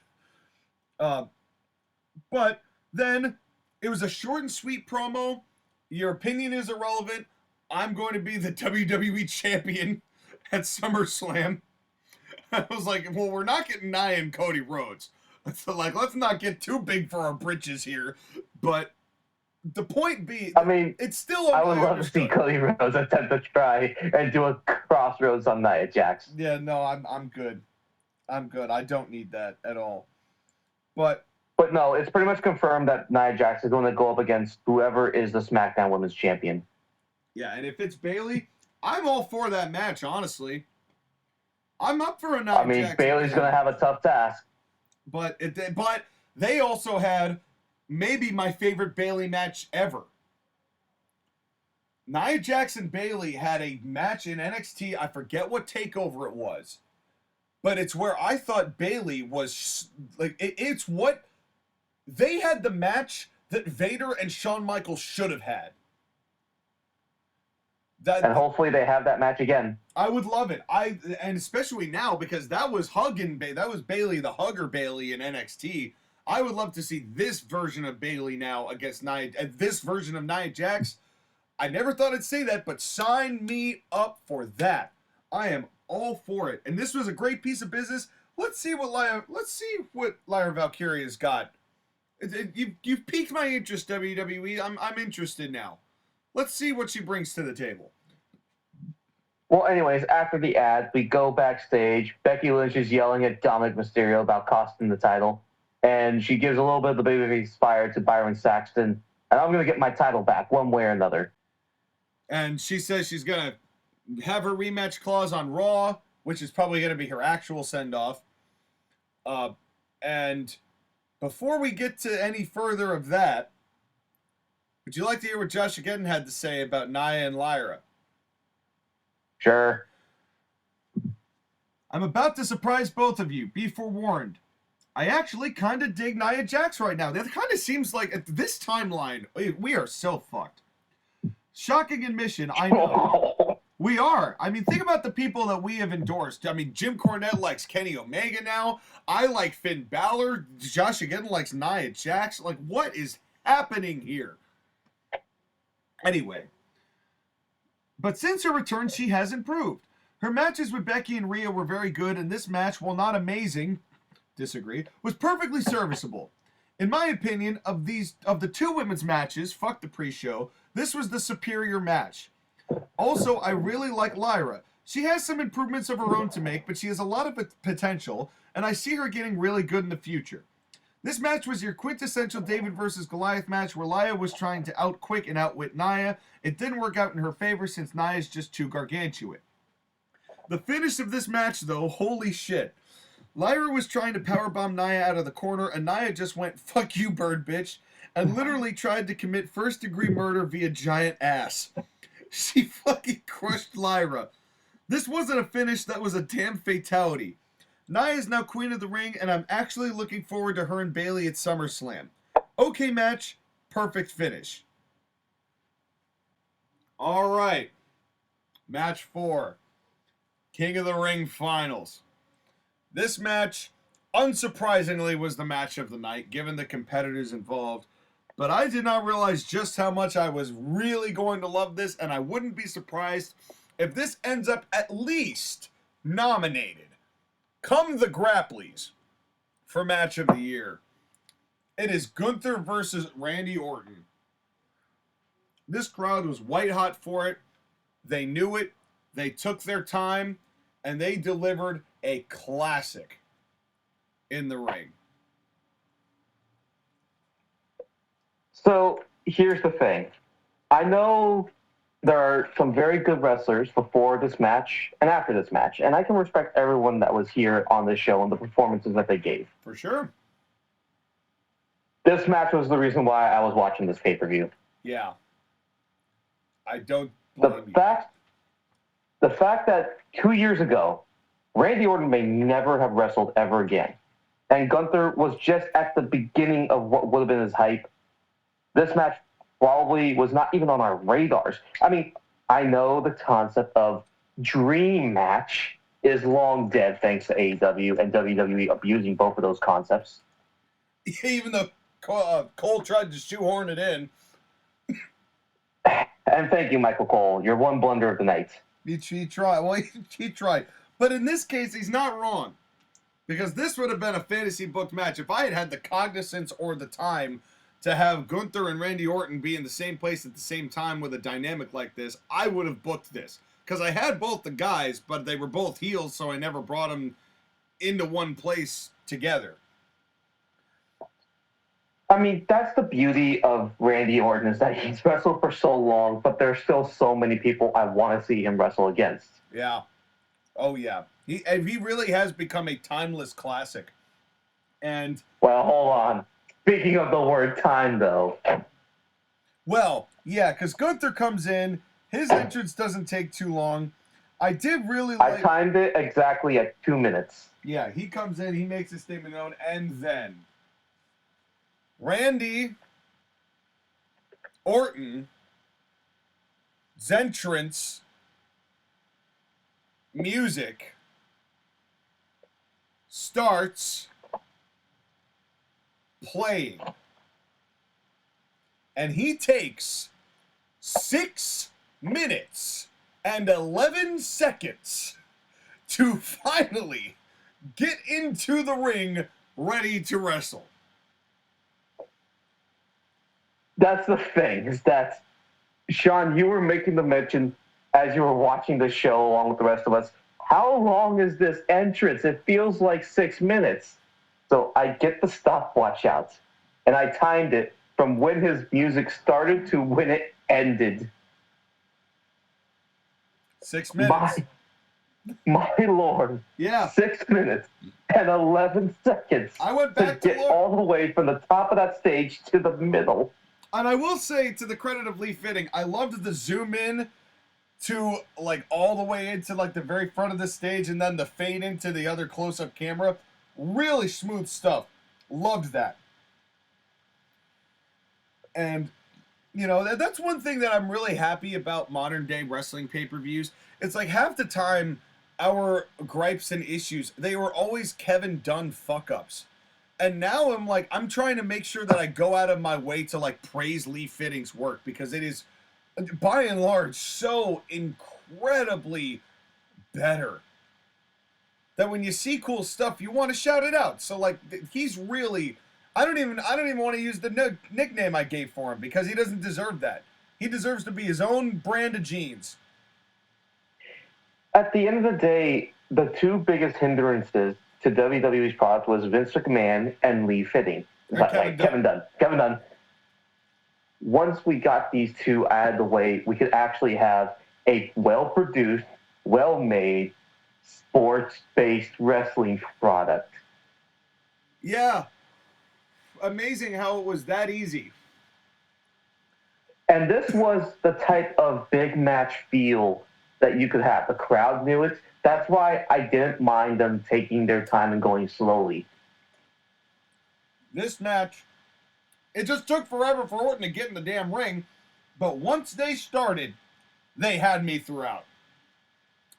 I enjoyed every second of this match. I was in it from the start, from collar and elbow tab number 1. It was a little jarring to see that Orton is almost Gunther's, like, exact height.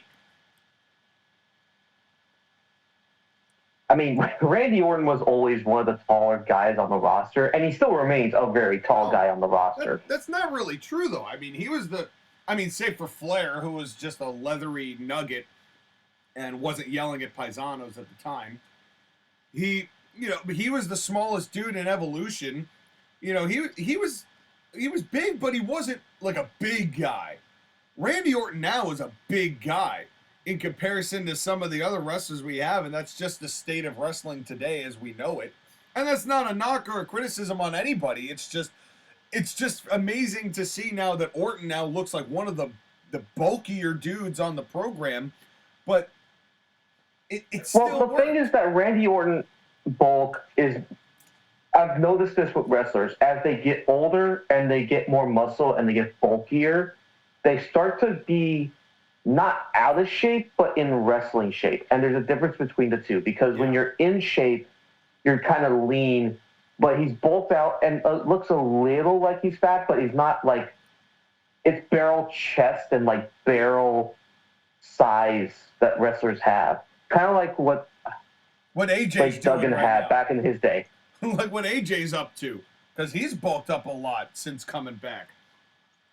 Right, like AJ Styles looks like, what Randy Orton looks like, what Duggan used to look like. Hacksaw Jim Duggan.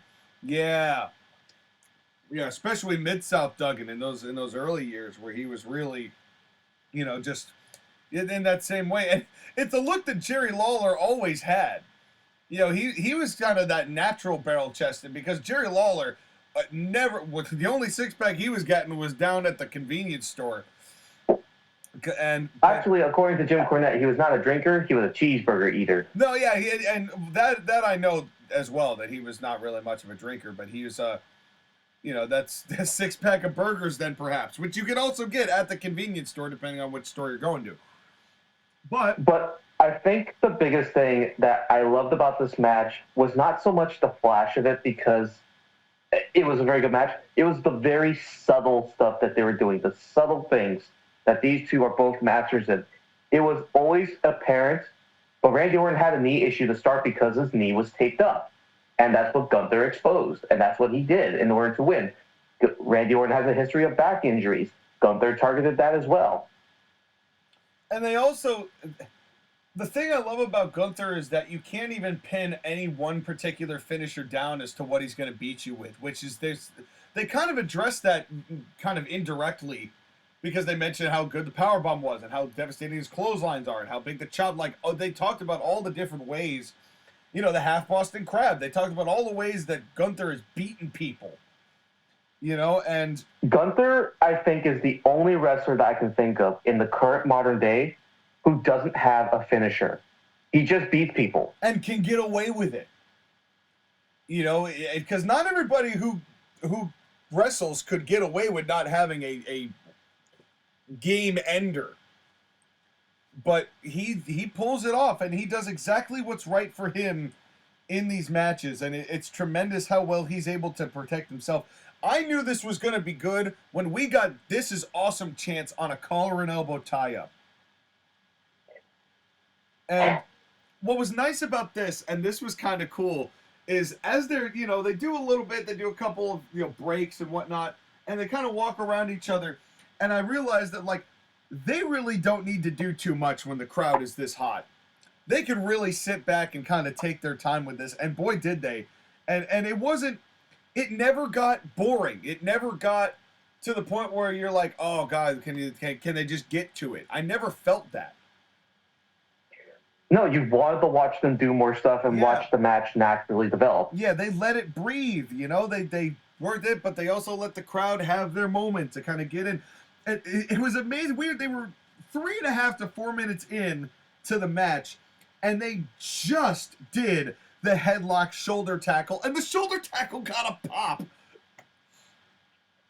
And, that's when you've pretty much got free flex to just do whatever you need to do. And Orton still got a great punch after all this time.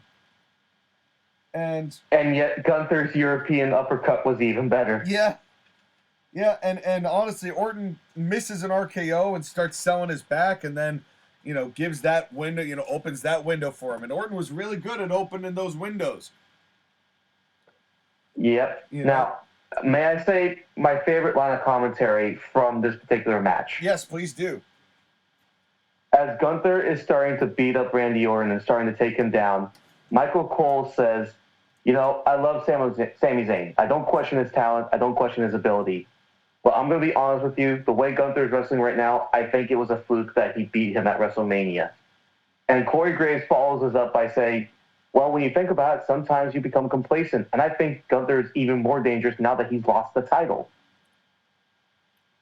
Which was a tremendous layer to add to Gunther, and also gives a little more credibility to Gunther's ability, even though he got caught and lost the belt at Mania.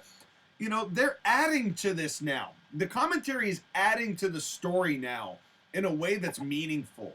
And that's a perfect example of it.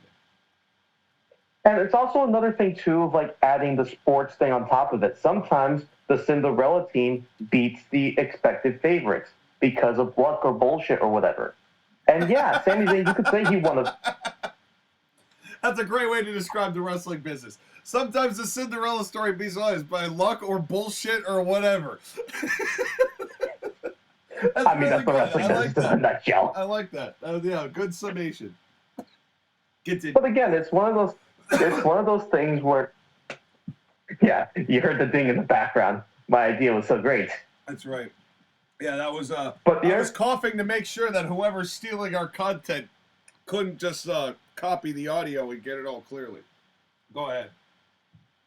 But again, this match was phenomenal in that sense, and it also added to the fact that maybe Gunther, as the Intercontinental Champion, had become complacent.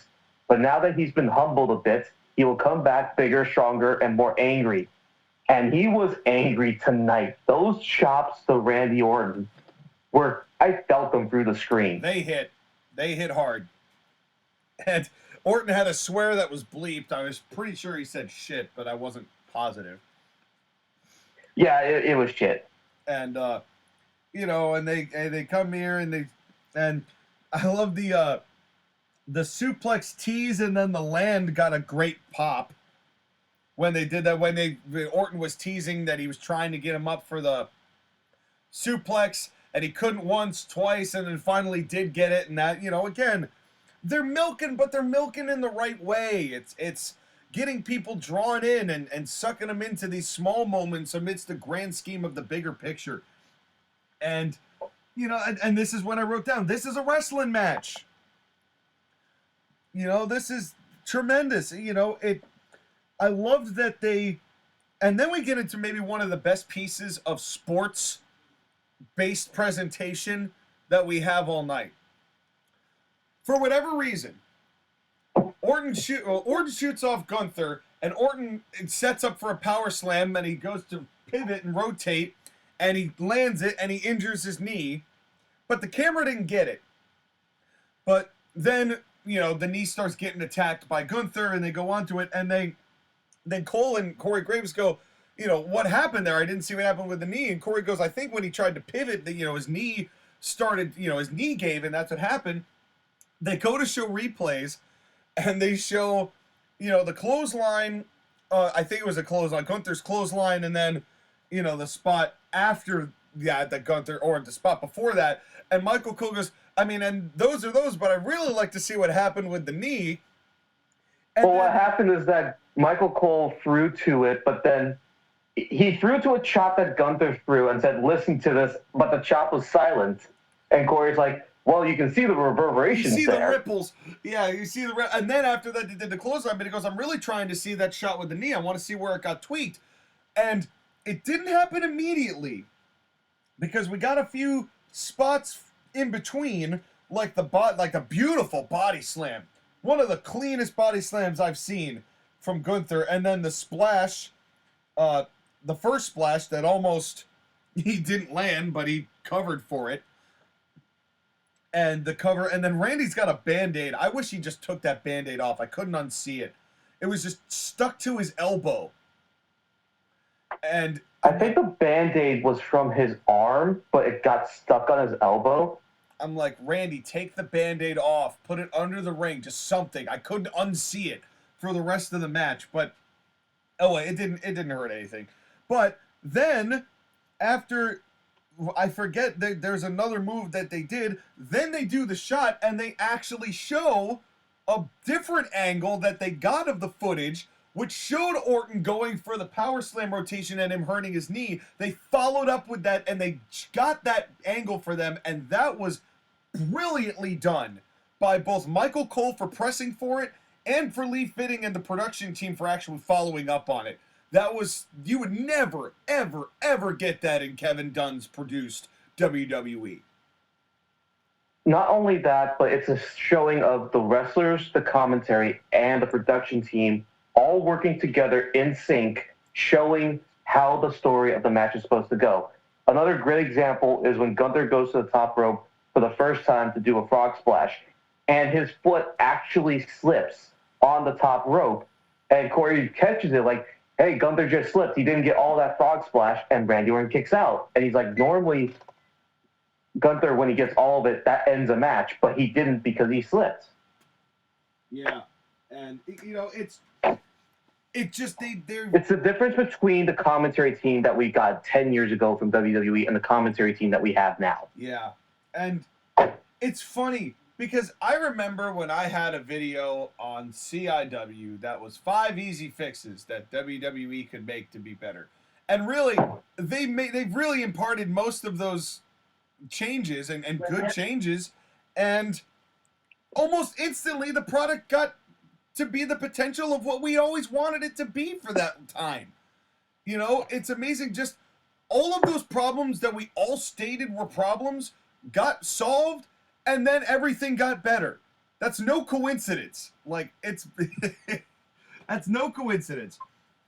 But then Orton hits an RKO. Gunther rolls to the outside after a while because Orton's back is still hurt, so he can't get there to the cover in time.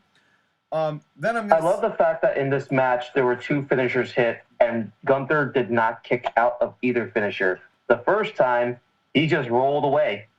Yep. And the second time, well, we're going to get to the second time. But I'm skipping a little bit here because they do a lot of the... Orton gets back in from the outside, and there's a drop kick to the knee that Gunther hits. And then they do the half Boston Crab. They do it to the outside so Orton can do 3 back suplexes onto Gunther, onto the announce table, which I could have taken or left. I didn't really care one way or the other. It's one of Orton's things now, I guess. I really wish he would have just done this on the apron, because given what was going to happen in the match after, I would like the announce table to be safe for that. Yeah, that's a really good point. But it didn't hurt too much from the whole thing, and they still went in and out for the count and all that stuff. But I agree with you there in hindsight, if you're considering what they were doing for the main event. But especially because on this show they had done a good job, at least to this point, of making sure that stuff was not repeating in matches. Although I have made a point to mention that so far through the show, almost every match had one person doing a moonsault. Well, you weren't going to see one from these two. Thank God. Thank God. But at the same point, I just want to notice that, like, it used to be the Eddie Guerrero stuff, and now it stopped. Everybody used to do power bombs, and then it stopped. And everybody used to do spears altogether, now it stopped. And now it seems like everybody's doing a moonsault. Oh, no, we're still getting a lot of people doing spears. That ought not it's be not doing as many. Spears. But, it's not as many. Well, I think both Jimmy and if you're going to do it at this point, let Braun Breaker be the one to do the spear. Agreed. Roman and Braun, that's it. That's it.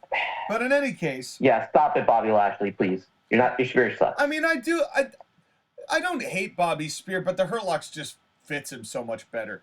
In any case... Or just do a choke slam. Yeah, yes, you can follow the NWL and hit him in the throat. But then we get this finish where Orton, he's struggling, but he hits an RKO. It's a beautiful RKO. He hesitates for a minute. His knee has been just beaten to a pulp after this half Boston Crabs. He goes for a cover. He has to keep his knee lifted up. 1, 2, and Gunther hits the knee and attacks the knee of Randy Orton and rolls him up and hits him with, it's not a backslide, but he basically, grapevines the arms into a cover. 1, 2, 3, but Orton's shoulder is really clearly not down. And so the first thing I want to say is that I love this hit. I thought he just kicked out of the RKO, and I was like, okay, he kicked out of the RKO. No, he hit Randy Orton in the knee. He was not going to kick out. Yeah. He got out because he was a genius. Which is why he's called the Ring General. Right. And then in this moment of hesitation where Randy Orton's grabbing his knee, Gunther grabs the arm, does a crucifix pin, or I think that's what it's called. And he got Randy's right shoulder down. His left shoulder was clearly up, but commentary did not notice it until way later. I don't think this was intentional, because if it was intentional, they would have mentioned it right away. Now, I think you're right, truthfully. However, I more like the idea that I really don't know.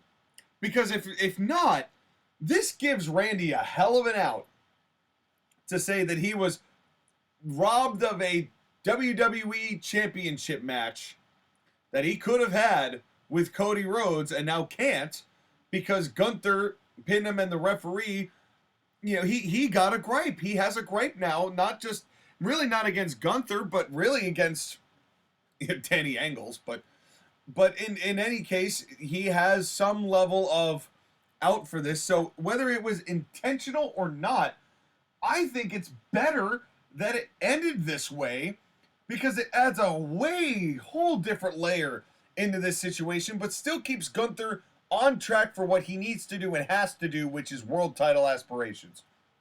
There's no disputing that. This keeps him on track for that. It also presents the opportunity of King of the Ring Gunther or King Gunther, but without doing the snobby European gimmick that William Regal did. Not that William Regal did badly, and Wade Barrett, but that would have been what Vince. But what Vince would have done. Yeah, he'd make him look like Baron Corbin when he won the King of the Ring. Behold my squirrel pelts. Another bag. Oh man, that poor guy. That was one of his gimmicks.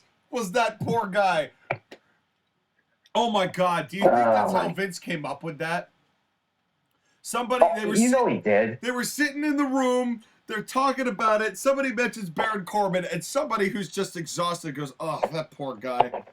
That poor guy. That's a great gimmick, pal. I'll have him do that. He'll just be poor. Poor is funny. I bet you that's how I've made the joke of laughing at the pores, but that's the real laughing at the pores. I bet you that's how he got that gimmick.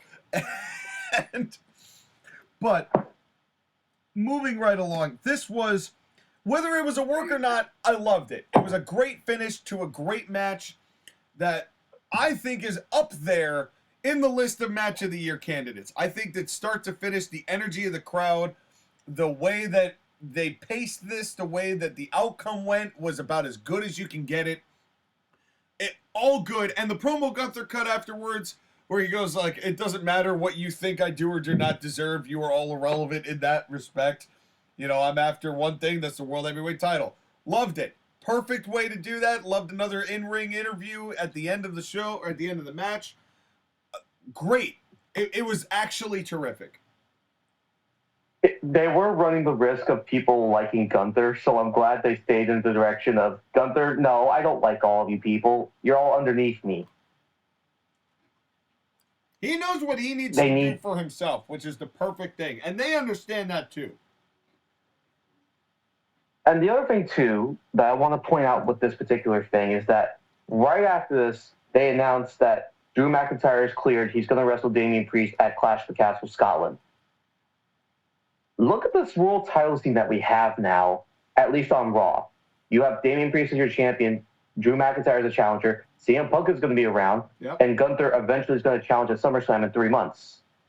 And you have to imagine, when Rollins gets back, if he's still on Raw, and that's where they're headed with that, he's still in the mix. He's just not going to be there for a while, but he's always a world title wild card in that respect. And plus, whoever else they might be able to elevate to that level. It's a good time to be in the Raw main event scene. And what I think is going to happen is Punk is going to cost Drew, and we're still going to get Gunther and Priest, and that way the transition to Gunther is pretty seamless. And by that time, Priest will have already kind of expelled the Judgment Day, so he's going to have a weird, quasi-babyface run to him. So it's not going to hurt Gunther. I feel like the Judgment Day is going to cost him the title at SummerSlam to Gunther, and that's going to transition him into a babyface. Maybe, but I like the idea of that proposition. Gunther and Damian Priest, okay. Let's do it. At this point, they've got a lot of options, which I really, really love about what they were able to do. But would you like to hear what JoshAgeddon had to say about this? One last thing, though, on this point about Match of the Year contender. Yes. Boy, it's going to be stacked this year because you have the Men's Royal Rumble, You have Cody versus Roman, which I assume is going to win. Well, maybe. Maybe. But you also have that. You have AJ Styles versus Cody Rhodes from last year. You do have the tag team match for as campy as it was. You do have the tag team match with The Rock in it. Yeah. And this match here. And it's just May. We've got a lot more on the table. You know, WWE has turned it up and has turned up the heat.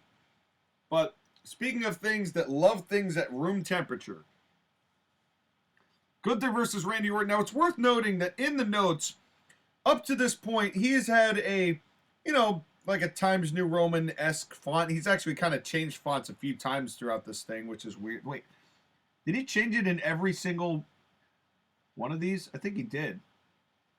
Anyway, why? I don't know, but I just either that or he was back and forth. But I just realized that he changed fonts. But in this one, he has it in a much thicker and much larger font, the whole review. So I imagine that means that he's completely ecstatic. So let's hear what he had to say.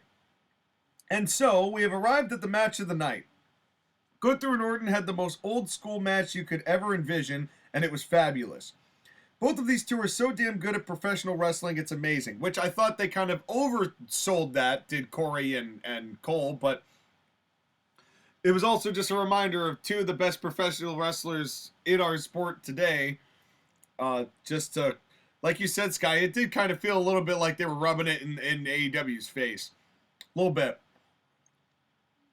And Gunther is perfect as the big technician who is out to make you feel pain, and Orton is so good at selling. Orton has always been one of my absolute favorites since I first started watching wrestling in 2010, and this match is every reason why. Everything these two do is perfect and looks so natural. This whole match felt like a real legitimate struggle between two athletes, and that's what wrestling is supposed to fucking be. Also, I don't know how Gunther did this, but he nearly slipped and fell when he went for his diving splash. However, he somehow simultaneously corrected himself as he was already jumping off the ropes for the splash. How? Gunther is so good that he can literally defy the laws of physics. He is a middle finger to the concept of botching. Then, the finish. The opinion of this finish has been very mixed to say the least, but here's my thing. It was obvious that Orton got his shoulder up, so hopefully this will be part of the reason Orton goes heel when he eventually faces Cody for the WWE title. If they never mention it again, then it's a fucking dumb and a waste. But hopefully Triple H is mindful enough to make that part of the plan. With that said, this was excellent and my favorite match of the show. And then the main event happened. And then the main event happened. LA Knight got a hell of a pop first, I will have to say. That was nice to see. He should have been involved. Should have been involved. We're gonna get into that. We're gonna get into that. It's Cody Rhodes versus Logan Paul for the undisputed WWE World Heavyweight Ultimate Championship. Undisputed Championship, thank you. Yes, it's the WWE Ultimate, Forever, Perpetual, Undisputed World, not Universal. That one's out, but everywhere else, Heavyweight Championship. And the U.S. champion, Logan Paul. So, they have Ibrahim, last name, do the in-ring announcements for it, and they make kind of a point of doing it there. And Logan Paul comes in wearing U.S. garb to match his U.S. title. And he comes in, and then Michael Cole, they cut to Michael Cole going, "These are the brass knucks that Logan Paul gave me." Now, he gave me his word that he wasn't going to use these knucks, and I took his word for it. So they're going to be sitting right here with me. He said he was not going to use them. And I'm like, yeah, that's 100% going to end well, Mike. That's 100% going to end well. And, and so I did not realize, though, that Brandy had just recently had surgery. Get well, Brandy Rhodes. We didn't know that either. Get well, Brandy. So Cody comes out, and this ring announcer, oh, man. I miss Sam Irvin. I won't lie to you. Well, this wasn't even a ring announcer. It was just dude. Yeah, but it was a ring, and it was somebody that the Saudis knew. It was this is the actual hometown dude, not Sami Zayn. This is Sunni Zayn.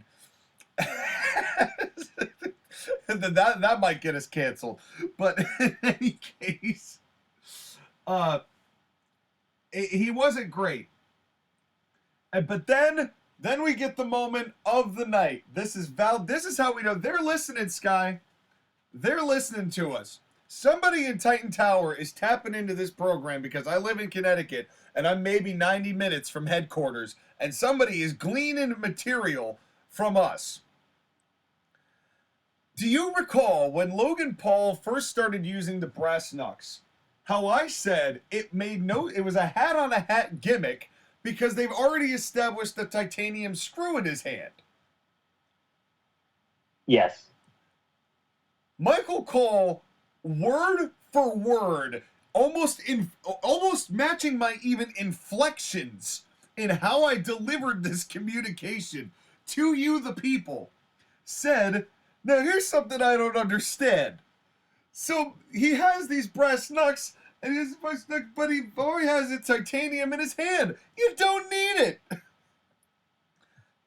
And at that moment, my jaw dropped. JoshAgeddon told me that he said it almost exactly what I said. But my God, he said almost exactly what I said. Well, here's the thing, Sean. And Do you then want to know what Corey said happens exactly next? what you said. Because Corey Graves then proceeds, well, that's the thing with Logan Paul. It's not about the fact that he can or can't win without it. It's that he has to win with it because why not?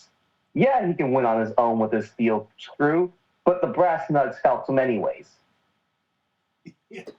Which is basically They what your literally argument was. had you be played by Michael Cole and me be played by Corey Graves. I know.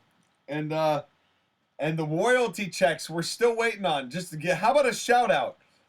You know, just a little bit, so just some acknowledgement. Acknowledge me, WWE. Well, speaking of acknowledging, they reference the fact that Cody Rhodes is trying to restore the image of the Undisputed Championship as a title that is worth to be defended and wrestled for, due to the fact that the guy who previously held the belts never won without interference or help. Which we also reference. This is what I'm saying. Somebody there is listening. And somebody there's going like, and I know, this almost feels like the Truman Show. Like they're actually like talking to us. Like we're the ones that they're actually having this communication with, Sky. Because they mention a lot of our stuff on there. Like they've been listening to our criticisms going, okay, we hear you. We hear you. By the way, happy birthday, Roman. Happy birthday. Now, here's the thing, is that this is the 13th match that Logan Paul has had in WWE. He's so damn good. It's scary. Yes, but he's starting to do the Roman Reigns thing of having a Logan Paul match. Well, it doesn't help that he's also in a Cody match. And then that's a recipe for an overbooked blow right there. Because Roman Reigns matches are overbooked. Cody Rhodes matches, for the most part, I mean, it wasn't with AJ, but for the most part are overbooked. And Logan Paul matches are overbooked. But there's different styles to the overbooking. There was a little bit of that, that's the baby overbooking that everybody loves so much, baby. And then there was Logan Paul's overbooked together. Again, this is not a bad match. Cody and Logan Paul are both really, really good at what they do. And they both had a good match. Again, with a collar double tie-up. Yeah, I love the tension between them. Like, there's no love lost. It's tense. The way they sold the tension, even when they just got into the ropes and they did the clean break, you felt the tension. And I loved how they were able to convey that facially. And they get into this, and I loved when Cody went to do the drop down punch and Logan catches it and goes, "I'm Logan Paul, bitch," and slams his hand into the mat. I'm like, okay, that was different, but it's perfect for what Logan Paul is. He's so good as a heel. And, you know, given how many people he scammed, it really is no surprise that he got into and is really good at wrestling, whose roots are in carnies. That and, like, he got out of the celebrity boxing thing and got back into wrestling because the celebrity boxing thing has kind of run its course. Yeah, tell that to his brother, who's, it feels like when is that fight? July? I don't know. That I fight don't is care. so far away, and it feels like their match is like supposed to be next week. And they've still got so much more time to just sit and wait and milk it, and just, it's not going to be very good. I don't think. But it's going to make a lot of money. But I do love the dynamic here. You know, especially once they started, you know, actually dealing some blows to each other. And we were talking about good punches. Logan Paul has tremendous punches. This is hard because the standard for everything, wrestling, announcing, production, is going up so much higher in this company. Yeah. It's getting harder to recognize the bad performers from the good ones. Yeah, and you know, it's funny because I was going to say this when we get to the ratings, that to me the scale has changed. We've had to reset where the barometer is and where 0 is, you know, or at least, or 5, I guess, you know, because that's the right in the middle. You know, we have to reset that because the Triple H standard of WWE is so much higher now that, you know, we got to hold it to a little higher acclaim.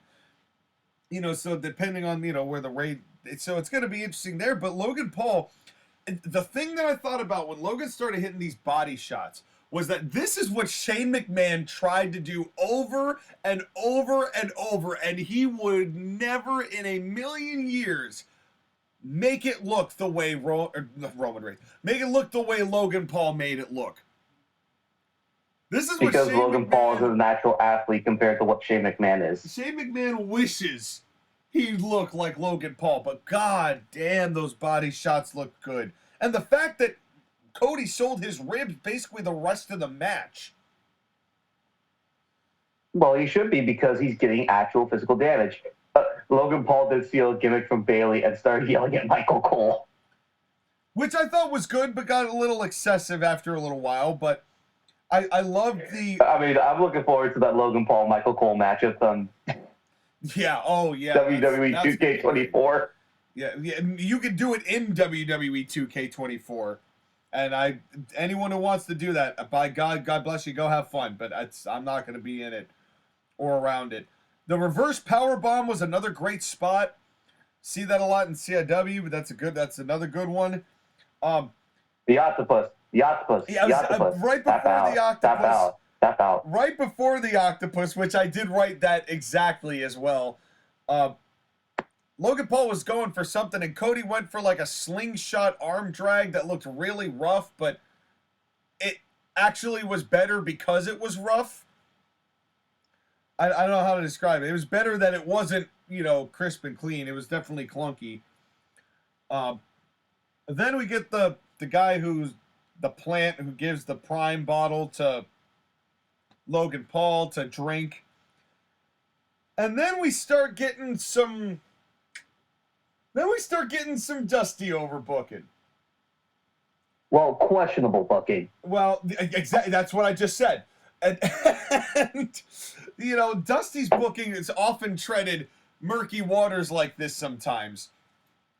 So Cody goes to and grabs this prime bottle from this random guy as Logan Paul is there and hits Logan Paul with the prime bottle, which to me should have been a disqualification because it's still a foreign object. It's still supplied. It was not in the match itself. You know, there was no hydration station this time, so you can't even make the argument that it was there. It was like from his entourage. And then one of his entourage goes to push Cody, which also is a disqualification. And Cody pulls him into the, you know, and pulls him in. And that's when, you know, he gets thrown over and Logan Paul gets a different pair of brass knucks and hits And Cody. as Cody goes to jump over the steel steps, Logan Paul gives the brass nut shot to the guts, puts the brass nuts in his trunks, and Michael Cole dips into the weenie shire and says, Logan Paul, how could you do this? We had a pre-nuck. You signed a pre-nuck. I'll tell you what, it's not the mayor of Weedieshire anymore. He's graduated from Weedieshire because that's all Michael Cole. He's just he pulled that straight out of the coal mine, and yeah, he's a miner now, and.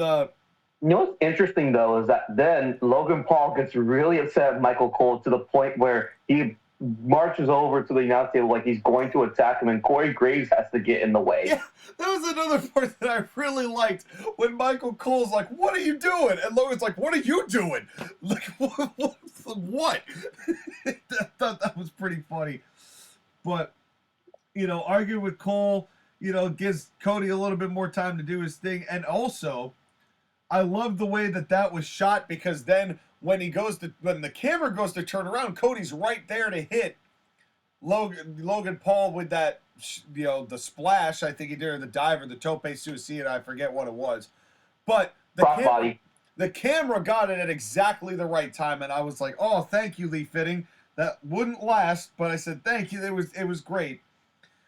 Again, the production, commentary, and wrestling team all coming together at exactly the right time to tell the story. So much better. However, that was not Cody's best figure four. The figure four never wins anything anyways. You're right, but I will have to say, Logan Paul resembled Ric Flair more than anyone who's used the figure four in a minute with his whining. Like, chill, bro, you're going to break my leg. You're gonna break my leg, and then that I thought that was. Really if Ric Flair had started wrestling career 40 years later, he would be the modern day Logan Paul. But truthfully, with as natural as he's taken to the business, if Logan Paul had found the career of pro wrestling first, shit, man, we'd be talking about him as maybe one of the greatest of all time money drawing talents. I mean, he's only 30. He still has a lot of years under his belt. I know, if anything, it's better that he did the boxing stuff first so he could become well-known before WWE. Because he wouldn't be where he is now without that first. But I will also say that I'd be really surprised if Logan Paul does wrestling for the next 10 or 15 years consistently. I know he's signed full-time now, but he's also an entrepreneur. He also does a lot of other stuff, mostly scamming the people that are buying his products, but there's also other ventures he does. Who knows where his mind's going to want to go. I've done the wrestling. I've enjoyed the wrestling. It's time to move on. We could easily see that from Logan Paul. We don't know what his shelf life's going to be because I think in large part that's his choice, which is a unique position to be in as a wrestler. But, there is no ceiling for what he is capable of. That is about as full-throated an endorsement as I could give. I do love that the ceiling is what Logan Paul makes it to be, and that's exciting. That's right. And Logan Paul, they go on the outside. Logan Paul throws Cody back into the ring to break up the count, and then kind of pulls him back out. And then this was a good idea in theory, but in execution, it just didn't do it for me. Cody, they pull the table, the fixins off the table that Corey Graves and Michael Cole are at. So hold on. Before they do that, Cody Rhodes teases the vertebraker, which the history of that move is it almost has lore like the Burning Hammer, right? Yeah, and I'm sad that both of those moves got kicked out of in the past two pay-per-views. Well, hold on. Is that Logan Paul is teased to go in for the vertebraker and reverses it into a crossroads. Did it with such grace and just... Again, I'm running out of words to describe Logan Paul's greatness at wrestling. I know. It's truly... It's incredible. But I have to say, that's another moment that made me miss Roman Reigns because as soon as Logan Paul hit it and it got a 2 count, I immediately went, nah, that move never beat nobody. That ain't gonna do it. Just made me miss Roman Reigns. Those little moments of his. But yes, I know when he does his commentary bits and just it's fun, exciting, whatever. I love whipping this guy's ass. It's just namely in WrestleMania. At WrestleMania 40, he was on another level. But right. In any case, and then Logan Paul, after they do a little more wrestling inside the ring, they go outside. And then they do this. Logan Paul goes to put Cody in. He wants to do a pedigree because it's the Logan Paul Levesque era. Cody counters it, and I thought he was going to do a pedigree, but instead, he probably should have. Because instead, he tries this barricade Cody cutter, and it just did not work. And actually, I'm sorry, Cody, but Randy Orton does the RKO, and it looks better than your cutter. He needs to stop it. It's my least favorite move of his. Although, having said that, the look on Logan Paul's face where his eyes are just glazed over. He sells that really well. He sold it really well. The camera got it perfectly. Cody Rhodes gets into the ring. Brian Tran, the referee, is about to get the 10, and Cody says, no, I don't want to win by countout. I want to beat him in the ring. Now, here's the thing. I don't know how much I'd buy that. Not that Cody's not being admirable. That I understand. That's a tried and true. That's classic, right? That's classic wrestling. I'm not disputing that. But, what authority does Cody have to stop the referee from counting? He doesn't. But Cody Rhodes stopped the count and said, I know the rules are the rules. And then, 2 seconds later, he goes out and he starts counting again, which is good. But, Cody, if you just went out of the ring, if you just broke up the count, you'd serve the same purpose. I don't know. They did it well enough. I'm probably overanalyzing it at this point, but I think you're overanalyzing it just to be it's a Cody moment. It's a Cody moment. It's a Cody Rhodes, basically, character moment to describe who Cody is as a champion and a wrestler, and that's fine. I know, it's fine. I'm picking nits here, but then having said that, then Cody Rhodes gets hit by one lucky shot, and Logan Paul proceeds to put him on the announce table, and then we get the talked about moment of this match. Now, I'm guessing you and JoshAgeddon are going to have a much different opinion about this than I will. Yes, but I'll let you have your moment first. Oh, no, please. I would like to rain on your parade after the parade has been, processed through. It is Memorial Day weekend, after all. So Logan Paul gets a bottle of Prime, goes up to the top rope, and the camera shot immediately changes to a drone that flies 360 around Logan Paul. Now, we find out later that Logan Paul suggested this camera shot for this particular moment. So he is doing the standing on the top rope, hot dog into the crowd as Cody Rhodes lays on this table. Now, this is the part I don't like, is that he takes a sip of the Prime bottle, does the Triple H water bottle spit, which I know Triple H was having fun with because he's getting himself off. And he does a phenomenal 5-star frog splash to the outside. I love this moment and I hate it. I will give them credit for doing something different. I think it was innovative. I just did not like the Triple H stroking. Having said that, in the time since this event has happened, the clip has been viewed 50 million times on all social media platforms. Wow, damn. That's Twitter, Facebook, and the actual show itself. On Logan Paul stuff and on WWE stuff. Logan Paul is a person who knows how to get views and knows how to get clicks, and he got a moment viral. And that's why WWE pays him to what he does.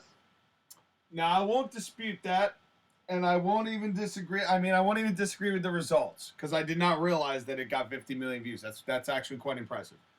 But I will not... And not even in less than 24 hours, too. But I will not blame Lee Fitting for this, because if this was suggested by... It makes sense, that it was suggested by Logan Paul. Here's what I didn't like about it. I thought that angle was super cheesy.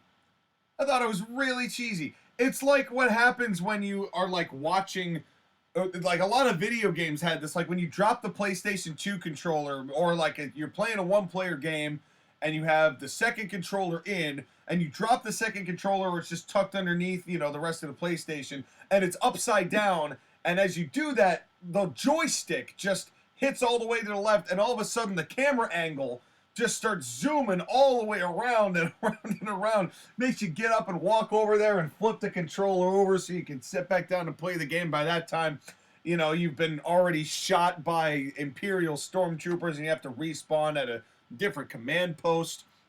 And it just, to me, this was like somebody just was holding that joystick all the way to the right and just did all this. I just thought it was the cheesiest thing. I'm like, oh, bleh. But it makes sense coming from Logan Paul. To his credit, it drew people in because it looked different. But I wasn't a fan of this one, and now I can't put it on Lee Finnings. I can't make it a criticism of him because it wasn't him. So that actually kind of is an all's well that ends well kind of moment. But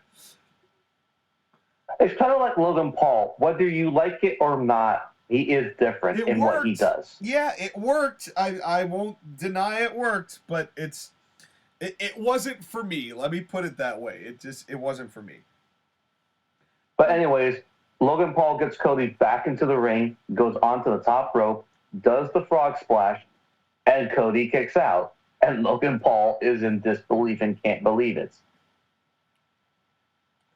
And then it's like, what do I have to do? You know, and that was another thing I thought that makes me think they're listening, because they never explicitly said those 6 words, but they alluded to it in at least 3 of the matches. They just said, you got to be thinking to yourself, I've given it everything I've had. I've hit her with everything. What else is left? They made a point not to say those exact words. And I thought, you know, I think that's because we've made a point of laughing at them about it for so many years. But also because that's specifically something that Vince would have them say. Yeah, that's what I mean. That's a Vinceism that we'd always laugh at. And they're doing a good job of kind of staying away from those. We did get the ref bump finally, though. I do also want to note, so Cody gets clothesline in the Bryan Tran, and then Logan Paul hits a splash on Bryan Tran. By the way, Bryan is the guy who has refereed Logan Paul's last 5 matches. So you know how the wrestlers sometimes pick a wrestler referee that they want to work with? That's Logan Paul and Bryan Tran. There we go. I'm all for that. Way cool. And then Cody hits the vertebraker, but of course the referee's down. And Cody, you could count to 1,000,000, but the referee is down. Yep. Then we get a blatant blow. Message sent. Unfortunately, we missed the perfect opportunity for Logan Paul to hit a punch to the dick. Yeah, well, we got pretty close with the blatant low blow in the middle of the ring. That was also message sent. Well, again, it was an arm to the dick. It wasn't a punch to the dick. Yeah, it wasn't as picturesque as The Rock's punch to the dick, which was very much a CIW homage. But then this finish. And we mentioned at the beginning of this match, LA Knight should have gotten involved. And this is where LA Knight should have gotten involved instead of this guy. Instead of this random brown man interfering in the match. Ibrahim last name. Holds on to Listen, Logan I don't Paul. care what Ibrahim does. He should not have been the one to interfere because I'm not looking forward to a Logan Paul Ibrahim match. You know what this reminds me of? This is Saudi Arabian Jon Stewart SummerSlam 2015. Oh. That is exactly what this is, except there is no Jon Stewart payoff later down the line. Well, the payoff was Jon Stewart getting AA by John Cena the night after. Yeah, we're not getting that. But that's basically what we got here. As this dude tripped up, Logan Paul says what literally everyone else is saying, who the fuck is this guy?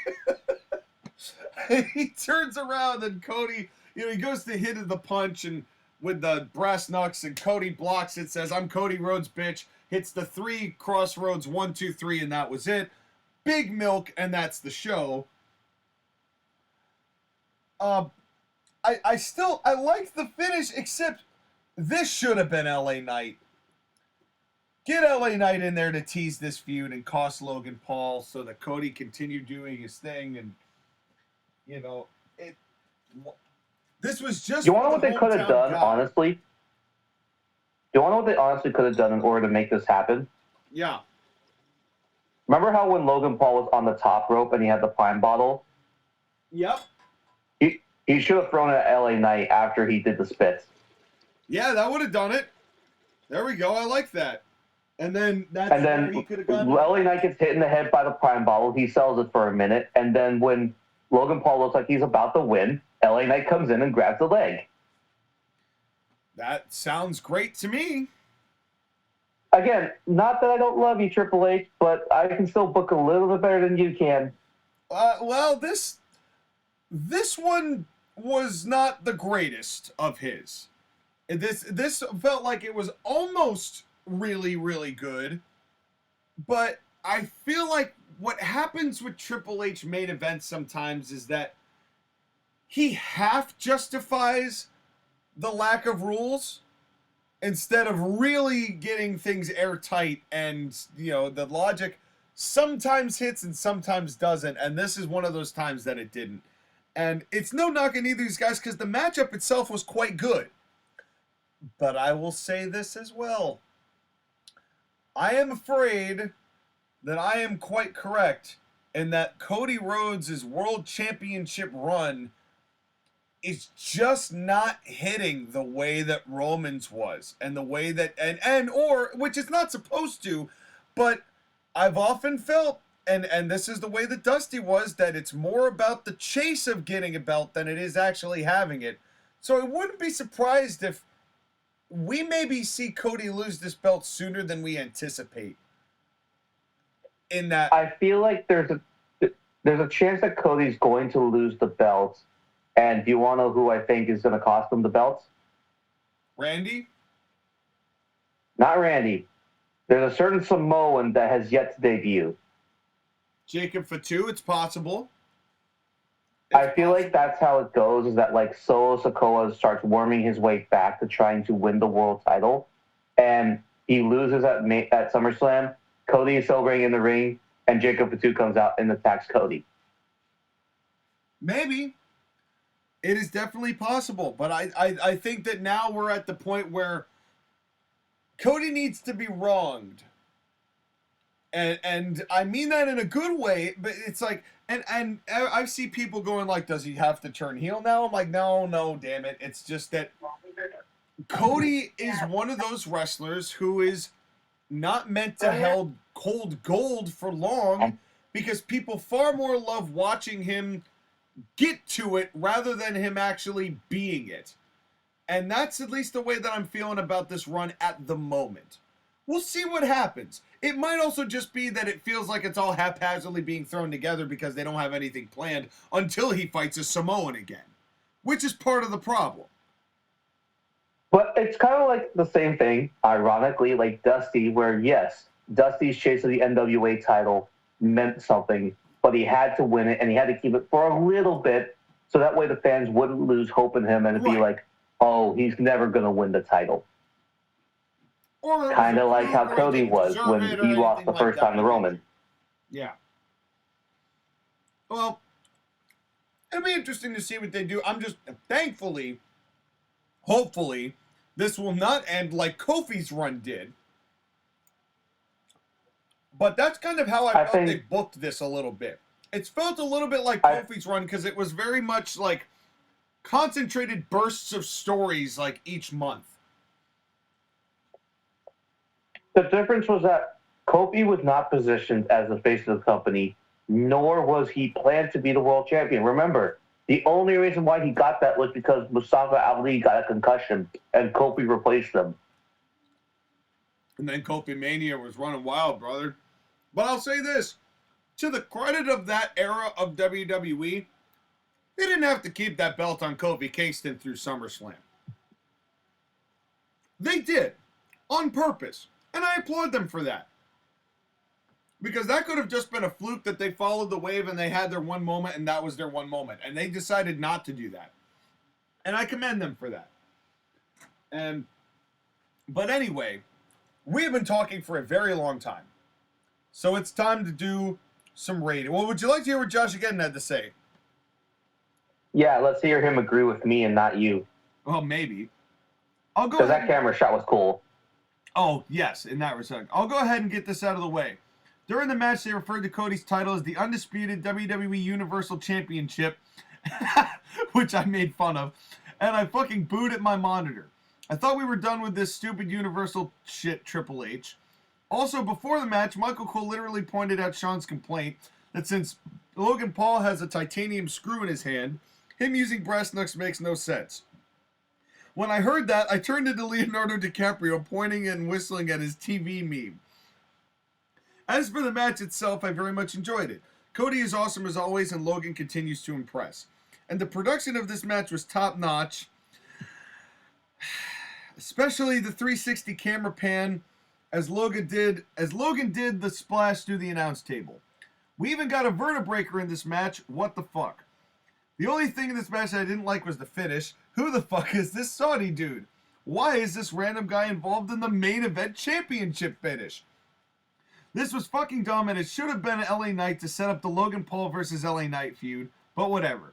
Didn't kill the match, but I'm sick of celebrity involvement in matches. Celebrities belong in one of two places: on the fan side of the guardrail, or in prison trying to rail underage, or in prison for trying to rail underage fans. Well, that took a turn. And the irony of that is... Jesus Christ, Joshua. And the funny thing is, he says celebrities belong in two places, but considering that Logan Paul is, in fact, or was, a celebrity. But, in any case, let's get to ratings. Let's start with JoshAgeddon, and then we'll get into ours. Conclusion, this is noted also in a different font than any of the rest of the document. Conclusion, WWE King and Queen of the Ring was an awesome show, only 5 matches, with 3 of them being excellent. Overall, I give this show an 8 out of 10. I may or may not do one long TAP episode where I review both WWE K and Q OTR and AEW Double or Nothing, but that is only if I'm feeling especially suicidal that day or not. We'll see. But thanks for listening to my thoughts on CMP as a whole. Be sure to subscribe, like, and share for more. Also, go check out SJSV2. JoshAgeddon out. So, Skyler, you got 10 points. How many are you giving this show? That's the hard part about this show. And as you said, John, we have to readjust our scale because the standard for wrestling under Triple H and the B shows that we're getting is way different than what it was under Vince. Had this been a Vince McMahon booked show, and with Vince McMahon isms thrown in there, this would get a 4. Maybe even a 3. And Maybe. I want to say that this was as good as France, and I think it is ultimately, but I don't know if it something was off or not, or things were not just clicking. I gave France a 7. I don't know. I'm going to be on the more optimistic side because that Gunther and Randy Orton match was so really, really good. Yeah. And I did enjoy the main event, despite the problems that we have with it. I think the show does come up to a 7. It was a very, very solid show. I enjoyed it, despite the parts I didn't really think were the best. And I'm glad to see that we're continuing the direction of good international shows and good international crowds pumping up those shows. Oh, yeah, and I can't wait to see what Scotland's going to be like. That's going to be next level, man. I'm really looking forward to that. As for me, because we've had to adjust the scale, I started thinking about, how do I even go to grade something like this? Because the main event was very good. It had its flaws, but it was good. That Gunther Orton match was incredible. I really, really loved, and I think it was my second favorite match of the night, that Nia Jackson Lyra Valkyria match. You know, sometimes it's the simpler shit that does it for me, and that one was really good. And honestly, both of those other two matches to start the show, neither of those matches were necessarily bad. They kind of faded in and out. They just drifted in and out, but they were all, by and large, okay. I mean, my thing is that triple threat matches, that's a personal thing. Like, as a whole, it got the point across. It did what it needed to do. I think that there are certain Triple H-isms that are still in the hashtag bag formatting category, although it is by and large better. But for the most part, this was like, I'm going to split the difference between the two of you. I'm going to say 7.5. It was a good show. It got the point across and moved things along. There were certainly some very exciting moments, but Gunther, like you said, Gunther and Randy Orton, that match was unreal. It was next level good. I haven't seen a match that good in a hot minute. But no surprise, Gunther's in it.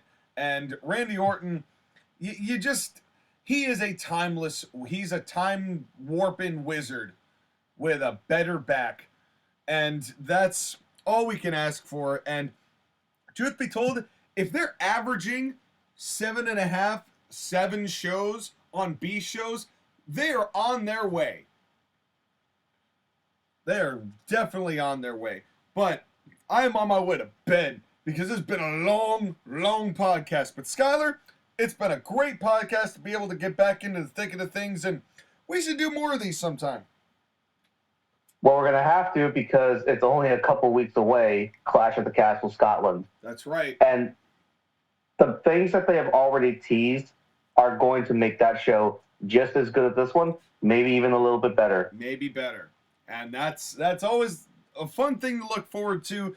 And you can look forward to us still being our zany selves, and perhaps with some more content in between, maybe not.